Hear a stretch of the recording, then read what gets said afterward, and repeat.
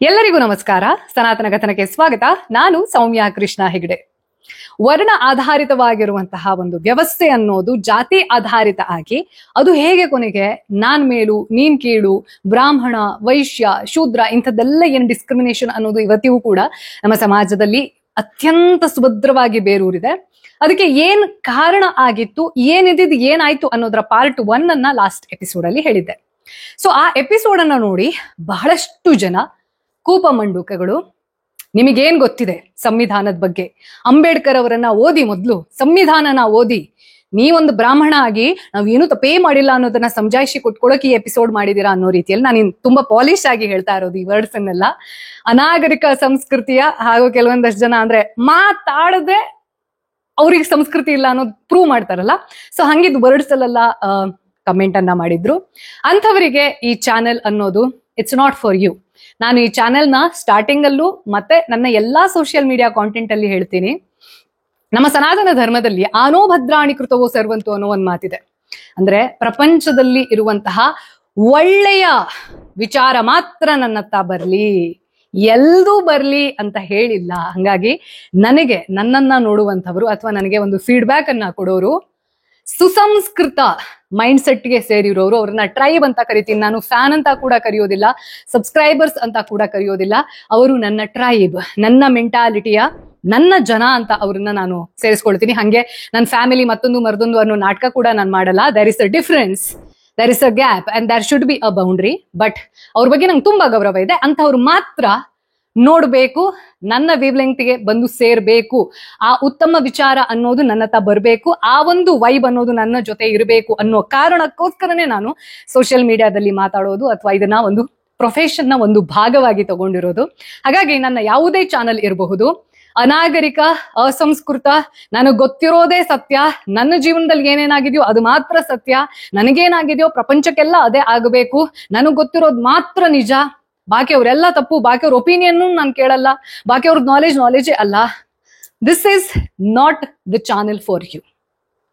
ನಾನು comment box ಅಲ್ಲೂ ಕೂಡ ಅದನ್ನ ನೀಟಾಗಿ ಹೇಳಿದ್ದೀನಿ.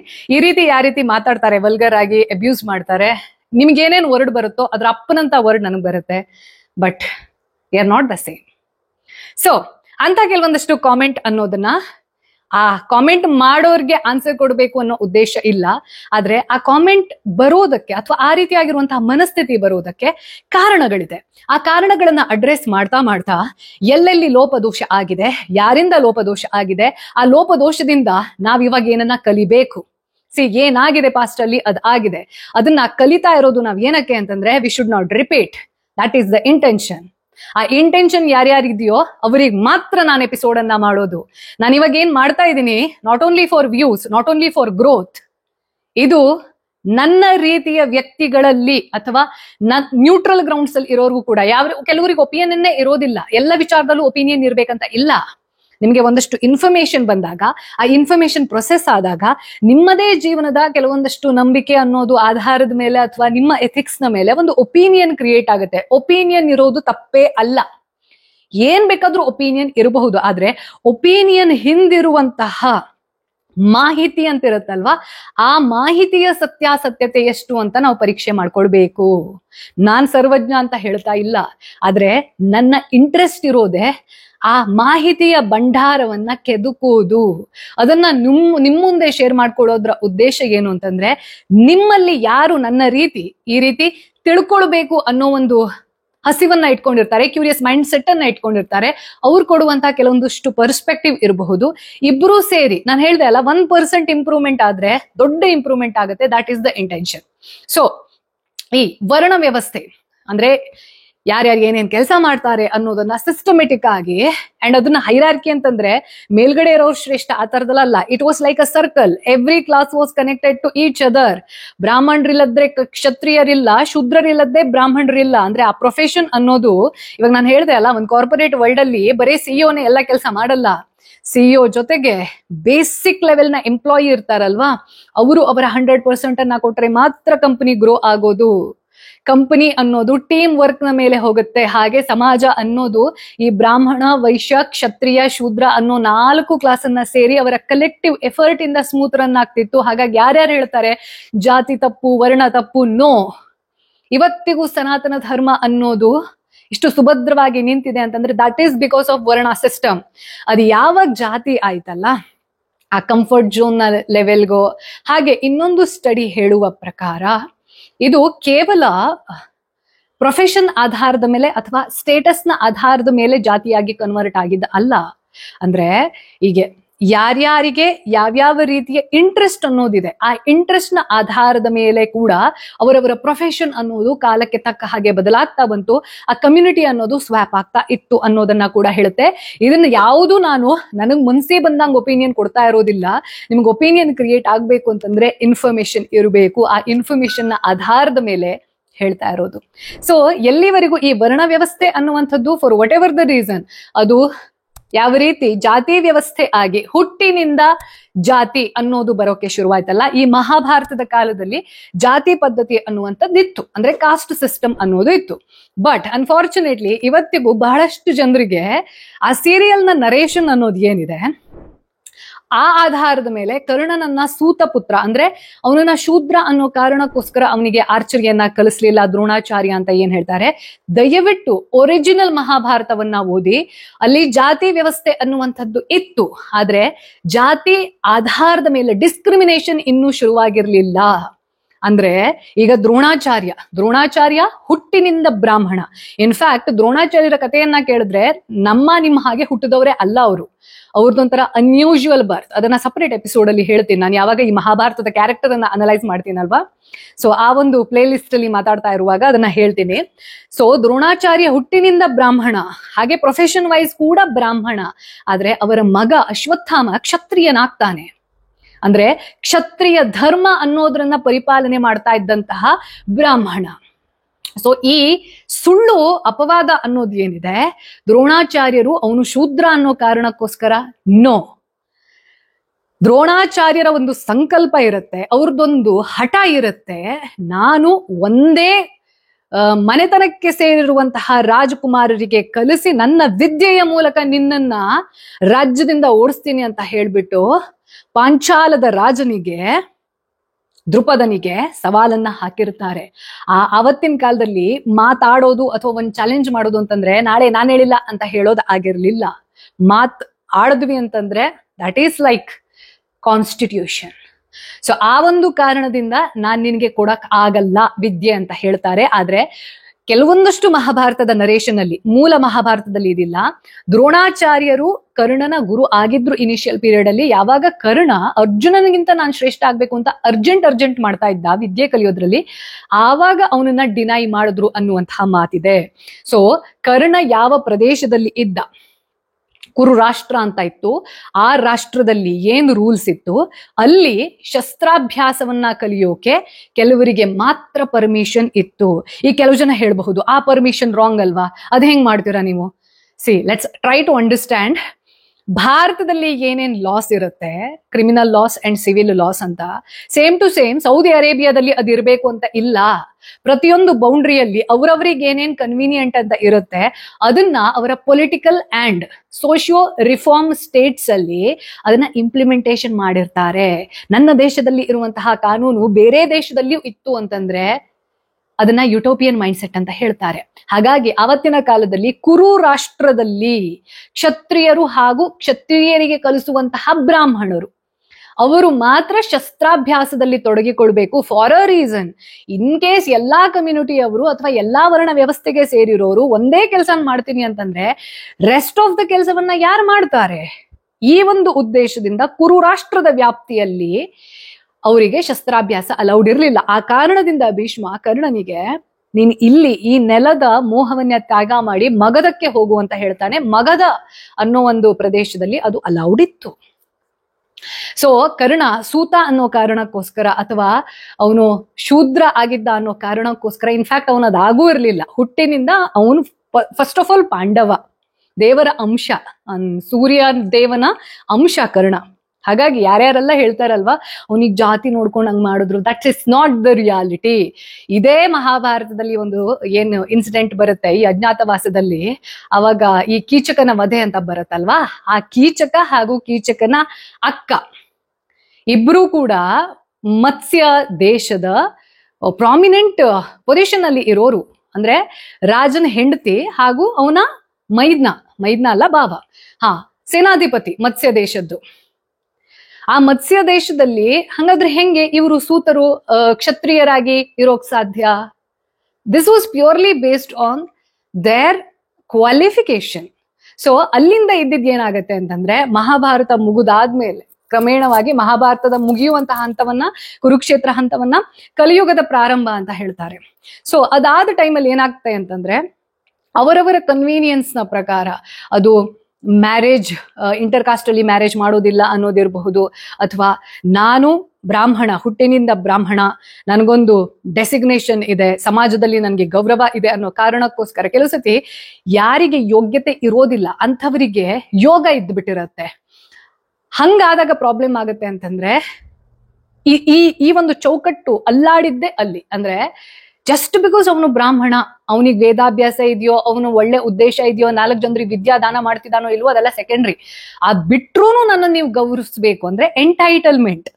ಇವನ್ if you don't deserve, you expect that. ಅಂತ ಟೈಮಲ್ಲಿ ಕೆಲವೊಂದಷ್ಟು ಜನ ಈ ಬ್ರಾಹ್ಮಣರಾಗಿ ಸೆಲ್ಫ್ ಕ್ಲೇಮ್ ಮಾಡ್ಕೊಂಡಿರೋರು, ನಾನು ಅಂತವ್ರನ್ನ ಬ್ರಾಹ್ಮಣ ಅಂತ ಕರೆಯೋದಿಲ್ಲ. ಯಾಕೆಂತಂದ್ರೆ ಬ್ರಹ್ಮ ಅನ್ನುವಂತಹ ಪದದ ಆಕ್ಚುಯಲ್ ಮೀನಿಂಗ್ ಬೃಹತ್, ಅಂದ್ರೆ ಯಾರ ವ್ಯಕ್ತಿತ್ವ ಅನ್ನುವಂಥದ್ದು, ಯಾರ ಮನಸ್ಥಿತಿ ಅನ್ನುವಂಥದ್ದು, ಯಾರ ಜ್ಞಾನ ಅನ್ನೋದು ಬೃಹತ್ ಮಟ್ಟದಲ್ಲಿ ಇರುತ್ತೆ, ಅವರನ್ನ ಬ್ರಹ್ಮ ಅಂತ ಕರೀತಾರೆ. ದಟ್ ಈಸ್ ಅ ಪೊಸಿಷನ್, ಪದವಿ, ಅದು ಬ್ರಹ್ಮ ಪದವಿ.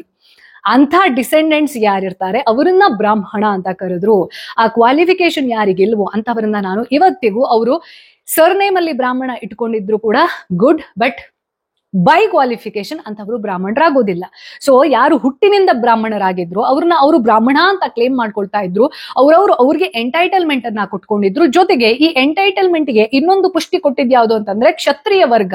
ಯಾಕೆಂತಂದ್ರೆ ಈ ಕ್ಷತ್ರಿಯರಿಗೆ ಎಲ್ಲಾ ರೀತಿಯಲ್ಲೂ ಮಾರ್ಗದರ್ಶನವನ್ನ ಕೊಡ್ತಾ ಇದ್ವಿ. ವೇದದಲ್ಲಿ ಏನಿದೆ, ಉಪನಿಷತ್ತಲ್ಲಿ ಏನಿದೆ, ಜ್ಯೋತಿಷ್ಯದಲ್ಲಿ ಏನಿದೆ, ವಿಜ್ಞಾನದಲ್ಲಿ ಏನಿದೆ, ಇದೆಲ್ಲದನ್ನ, ಅಂದ್ರೆ ಜ್ಞಾನ ಅನ್ನೋದ್ರ ಭಂಡಾರ ಅನ್ನೋದನ್ನ ಯಾರನ್ನಾರು ಒಪ್ಪುತ್ತಿದ್ರು, ಜನ ಅಪ್ಪಿಕೊಳ್ತಾ ಇದ್ರು ಅಂತಂದ್ರೆ ಅದು ಆ ಬ್ರಾಹ್ಮಣ ವರ್ಗವನ್ನ. ಆ ವರ್ಗವನ್ನ ಇಷ್ಟು ದೊಡ್ಡ ಮಟ್ಟದಲ್ಲಿ ಡಿಪೆಂಡೆಂಟ್ ಇಟ್ಕೊಂಡಿತ್ತು ಅಂತಂದ್ರೆ ಅದು ಕ್ಷತ್ರಿಯ ವರ್ಗ. ಹಾಗಾಗಿ ಇವ್ರನ್ನ ಪ್ರೊಟೆಕ್ಟ್ ಮಾಡ್ತಾ ಇದ್ರು ಕ್ಷತ್ರಿಯರು. ಸೊ ಇವರಿಬ್ರು ಹೆಂಗಿದ್ರು ಅಂತಂದ್ರೆ ಕಾಂಪ್ಲಿಮೆಂಟ್ರಿ. ಬಟ್ ಎರಡು ಪವರ್ಫುಲ್ ವರ್ಗನೇ ಯಾವಾಗ ನಾನ್ ಕಳ್ಳ ನೀನ್ ಮಳ್ಳ ಇಬ್ರು ಸೇರ್ಕೊಂಡ್ಬಿಟ್ಟು ನಾವಿಬ್ರು ಕಂಟ್ರೋಲ್ ಮಾಡೋಣ ಅನ್ನೋ ಸ್ಟೇಜಿಗೆ ಬರ್ತಾರೆ.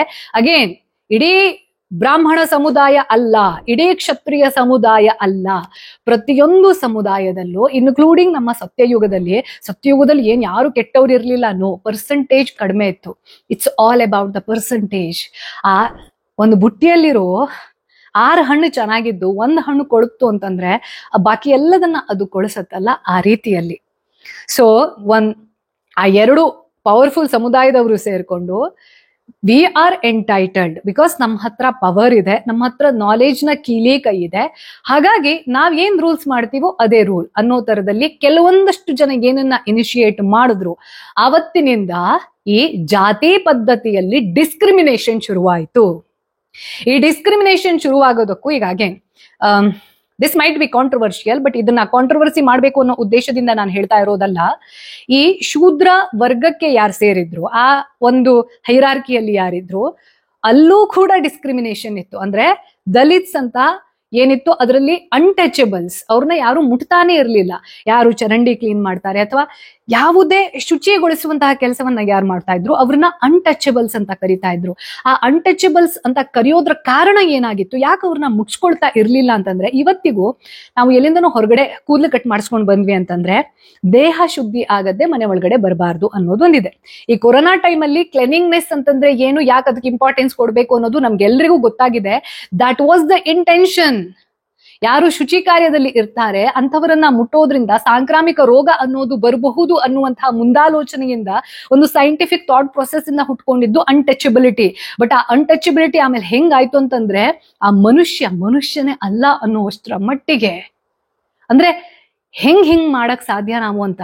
ಆ ವ್ಯಕ್ತಿ ಅವನ ಕೆಲಸ ಮುಗಿಸಿ ಒಳ್ಳೆ ರೀತಿಯಲ್ಲಿ ಸ್ನಾನ ಮಾಡ್ಕೊಂಡು ಬಂದು ಕೂತ್ಕೊಂಡ ಅಂತಂದ್ರೆ ಅವನನ್ನ ಅನ್ಟಚಬಲ್ ಹೇಳಂಗಿಲ್ಲ ನೀವು. ಅವನ ಧರ್ಮನೇ, ಅವನ ಕರ್ಮನೇ ಕ್ಲೀನ್ ಮಾಡೋದು. And you are there peacefully in your place because of that guy. ಅವನ್ ಚರಂಡಿ ಶುಚಿಗೊಳಿಸಿದ್ರಿಂದಾನೇ ನಿಮ್ ಮನೇಲಿ ವಾಸನೆ ಬರ್ತಾ ಇಲ್ಲ. You should be grateful to him. Grateful ಆಗ್ಬೇಕು ಅಂತಂದ್ರೆ ಅಲ್ಲಿ ಚರಂಡಿ ಅವ್ನು ಕ್ಲೀನ್ ಮಾಡ್ತಾ ಇರ್ಬೇಕಿದ್ರೆ ಹೋಗಿ ತಬ್ಕೊಂಡ್ಬಿಡ್ಬೇಕು ಅನ್ನೋದಲ್ಲ. That is common sense. So ಈ ಕಾರಣದಿಂದ ಅದು ಅನ್ಟಚಬಿಲಿಟಿ ಆಗಿ ಕೊನೆಗೆ ಅದು ಡಿಸ್ಕ್ರಿಮಿನೇಷನ್ಗೆ ಟರ್ನ್ ಆಯ್ತು. ನಮ್ಮ ಯಾವುದೇ ಉದ್ದೇಶ ಯಾವಾಗ ಪ್ಯೂರ್ ಫಾರ್ಮ್ ಅಲ್ಲಿ ಇರುತ್ತೆ, ಅದು ಎರಡೂ ಪಾರ್ಟಿಗೆ ನೀಟಾಗಿ ಕಮ್ಯುನಿಕೇಟ್ ಆಗ್ತಾ ಇರತ್ತೆ, ಅಲ್ಲಿ ಪ್ರಾಬ್ಲಮ್ ಇರೋದಿಲ್ಲ. ಯಾವಾಗ ನನ್ನ ಉದ್ದೇಶ ತಪ್ಪಾಗತ್ತೆ ಆವಾಗ ಡಿಸ್ಕ್ರಿಮಿನೇಷನ್ ಶುರುವಾಗತ್ತೆ. ಪ್ರತಿಯೊಂದು ವಿಚಾರ ಕೂಡ ಇವ್ರು ಇದ್ಯಾಕೆ ಹೇಳಿದ್ರು, ನನ್ಗೆ ಯಾಕೆ ಹಿಂಗೆ ಹೇಳಿದ್ರು, ನನ್ನನ್ನು ಯಾಕೆ ಹಿಂಗೆ ಟ್ರೀಟ್ ಮಾಡಿದ್ರು, ಇದು ಶುರುವಾಗದ ಕಾರಣನೇ ಇಬ್ಬರು ವ್ಯಕ್ತಿಗಳಲ್ಲಿ ಸಮಾನತೆ ಇಲ್ಲದ್ದೇ ಇರೋದು. ಸಮಾನತೆ ಅಂತಂದ್ರೆ ನೀನು ಈಕ್ವಲ್ ನಾನು ಈಕ್ವಲ್ ಹೇಳೋದಲ್ಲ, ನನ್ನ ಮನಸ್ಸಿನಲ್ಲಿ ಆ ಭಾವನೆ ನನಗಿರಬೇಕು. ಸೊ ಈ ಒಂದು ಸಂದರ್ಭದಲ್ಲಿ ಏನಾಗುತ್ತೆ ಅಂತಂದ್ರೆ, ಓಕೆ, ಈ ಪವರ್ಫುಲ್ ಕಮ್ಯುನಿಟಿ ಇರೋರೆಲ್ಲ ಬಾಕಿಯವ್ರನ್ನೆಲ್ಲ for whatever the reason ಒಂದನ್ನ ಅರ್ಥ ಮಾಡ್ಕೊಳ್ಬೇಕು. ಇದು ನಾನು ಮಾತಾಡ್ತಾ ಇರೋದು ಪ್ರಾಕ್ಟಿಕಲ್ ಟ್ರೂತ್. ಯಾವಾಗ ಪವರ್ ಅನ್ನೋದು ಪಿಕ್ಚರ್ಗೆ ಬರುತ್ತೆ, ಮನಿ ಅನ್ನೋದು ಪಿಕ್ಚರ್ಗೆ ಬರುತ್ತೆ, ಅಲ್ಲಿ ಮತ್ತೇನು ಮ್ಯಾಟರ್ ಆಗೋದೇ ಇಲ್ಲ. ನೀವ್ ಯಾವುದೇ ಜಾತಿ, ನೀವ್ ಯಾವುದೇ ಮತ, ನೀವ್ ಯಾವುದೇ ರೇಸ್, ಎಂಥದ್ದೇ ಆಗಿರಿ, ಅಲ್ಲಿ ಡಿಸ್ಕ್ರಿಮಿನೇಷನ್ನೇ ಇರೋದಿಲ್ಲ. ಬಟ್ ಇಲ್ಲಿ ಡಿಸ್ಕ್ರಿಮಿನೇಷನ್ ಶುರುವಾಗಿದ್ದಕ್ಕೂ ಕಾರಣ ಏನು? ಯಾರ್ಯಾರನ್ನ ಶೂದ್ರ ಅಂತ ಹೈರಾರ್ಕಿಯಲ್ಲಿ ಇದ್ದಿದ್ರು, ಅವ್ರು ಮಾಡ್ತಾ ಇರುವಂತಹ ಕೆಲಸ ಅನ್ನೋದಿತ್ತು. ಯಾವಾಗ ಆ ವರ್ಗ ಕೂಡ ನಮ್ಮ ಹಣೆ ಬರಾನೇ ಇಷ್ಟು, ಅವ್ರು ಏನ್ ಹೇಳ್ತಾರೋ, ದೊಡ್ಡ ಬುದ್ಧಿ ಏನ್ ಹೇಳ್ತಾರೋ ಅದನ್ನೇ ಕೇಳ್ಕೊಂಡಿರ್ತೀನಿ, ನಾನು ಅನುಭವಿಸ್ಬೇಕು, ನನ್ನ ಕರ್ಮ ಅಂತ ಅದನ್ನ ಡಿಫೆಂಡ್ ಮಾಡಕ್ ಹೋಗ್ಲಿಲ್ಲ ಅಥವಾ ಅದನ್ನ ಫೈಟ್ ಮಾಡಕ್ ಹೋಗ್ಲಿಲ್ಲ. ಒಬ್ರು ಸಪ್ರೆಸ್ ಮಾಡ್ತಾ ಬಂದ್ರು, ನಾನು ಸಪ್ರೆಸ್ ಆಗ್ತಾ ಬಂದೆ.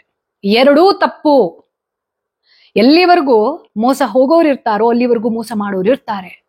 ಯಾವಾಗ ನೀವು ನಾನ್ ಮೋಸ ಸಹಿಸಲ್ಲ ಅಂತ ಎದ್ದು ನಿಲ್ತೀರಾ, ಅವಾಗ ಮೋಸ ಮಾಡಕ್ಕೆ ಯಾರು ಮುಂದೆ ಬರಲ್ಲ ಅಥವಾ ನಿಮ್ಮನ್ನ ಟಾರ್ಗೆಟ್ ಮಾಡಲ್ಲ. ಬೇರೆ ರೂಟ್ ಪ್ಲಾನ್ ಅನ್ನ ಇಟ್ಕೊಳ್ತಾರೆ, ನಿಮ್ಮನ್ನ ಟಾರ್ಗೆಟ್ ಮಾಡೋದ್ ಬಿಡ್ತಾರೆ. ಸೊ ಯಾವಾಗ ಸಪ್ರೆಷನ್ ಶುರುವಾಯ್ತು ಆವಾಗ್ಲೇ ಅಪೋಸಿಷನ್ ಶುರುವಾಗಿದ್ರೆ ಬಹುಶಃ ಈ ಜಾತಿ ವ್ಯವಸ್ಥೆಯ ಮೇಲಿನ ಮೇಲು ಕೀಳು ಅನ್ನುವಂಥದ್ದು ಆಗ್ತಾ ಇರ್ಲಿಲ್ಲ.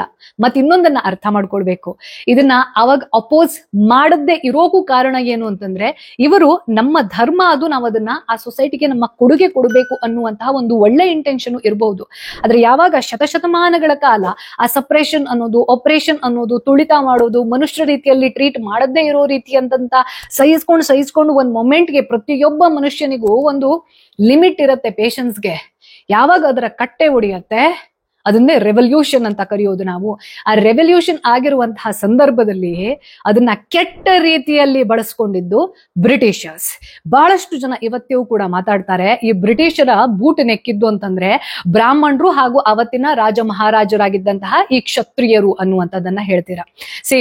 ಇದನ್ನ ನೀವು ಕಂಪ್ಲೀಟ್ ಆಗಿ ಡಿನೈ ಮಾಡೋಕು ಆಗೋದಿಲ್ಲ, ಹಾಗೆ ಇದನ್ನ ಸತ್ಯ, ಇದೇ ಸತ್ಯ ಅಂತ ಹೇಳೋಕು ಆಗೋದಿಲ್ಲ. There was percentage of a little bit portion of such mentality people. ಅಂದ್ರೆ ಈಗ ಯಾವಾಗ ದೇಶ ಧರ್ಮ ಅನ್ನೋದ್ರ ಚೌಕಟ್ಟನ್ನ ನೀವು ಮೀರ್ ಹೋಗ್ತೀರಾ ಅಂತಂದ್ರೆ, ಹಣ ಅನ್ನೋದು, ನಿಮ್ಮ ಹಿತಾಸಕ್ತಿ ಅನ್ನೋದೇ ನಿಮ್ಮ ಧರ್ಮ ಆಗತ್ತೆ. ಅಂದ್ರೆ ನನ್ ದೇಶ ಏನಾದ್ರೂ ಪರವಾಗಿಲ್ಲ, ಈ ಧರ್ಮ ಪರ್ಮ ಅನ್ನೋದು, ಸಮಾಜ ಅನ್ನೋದೆಲ್ಲ ಸೆಕೆಂಡ್ರಿ, ನಾನ್ ಯಾವಾಗ ಚೆನ್ನಾಗಿರ್ಬೋದು, ನನಗೇನ್ ಲಾಭ ಇದೆ?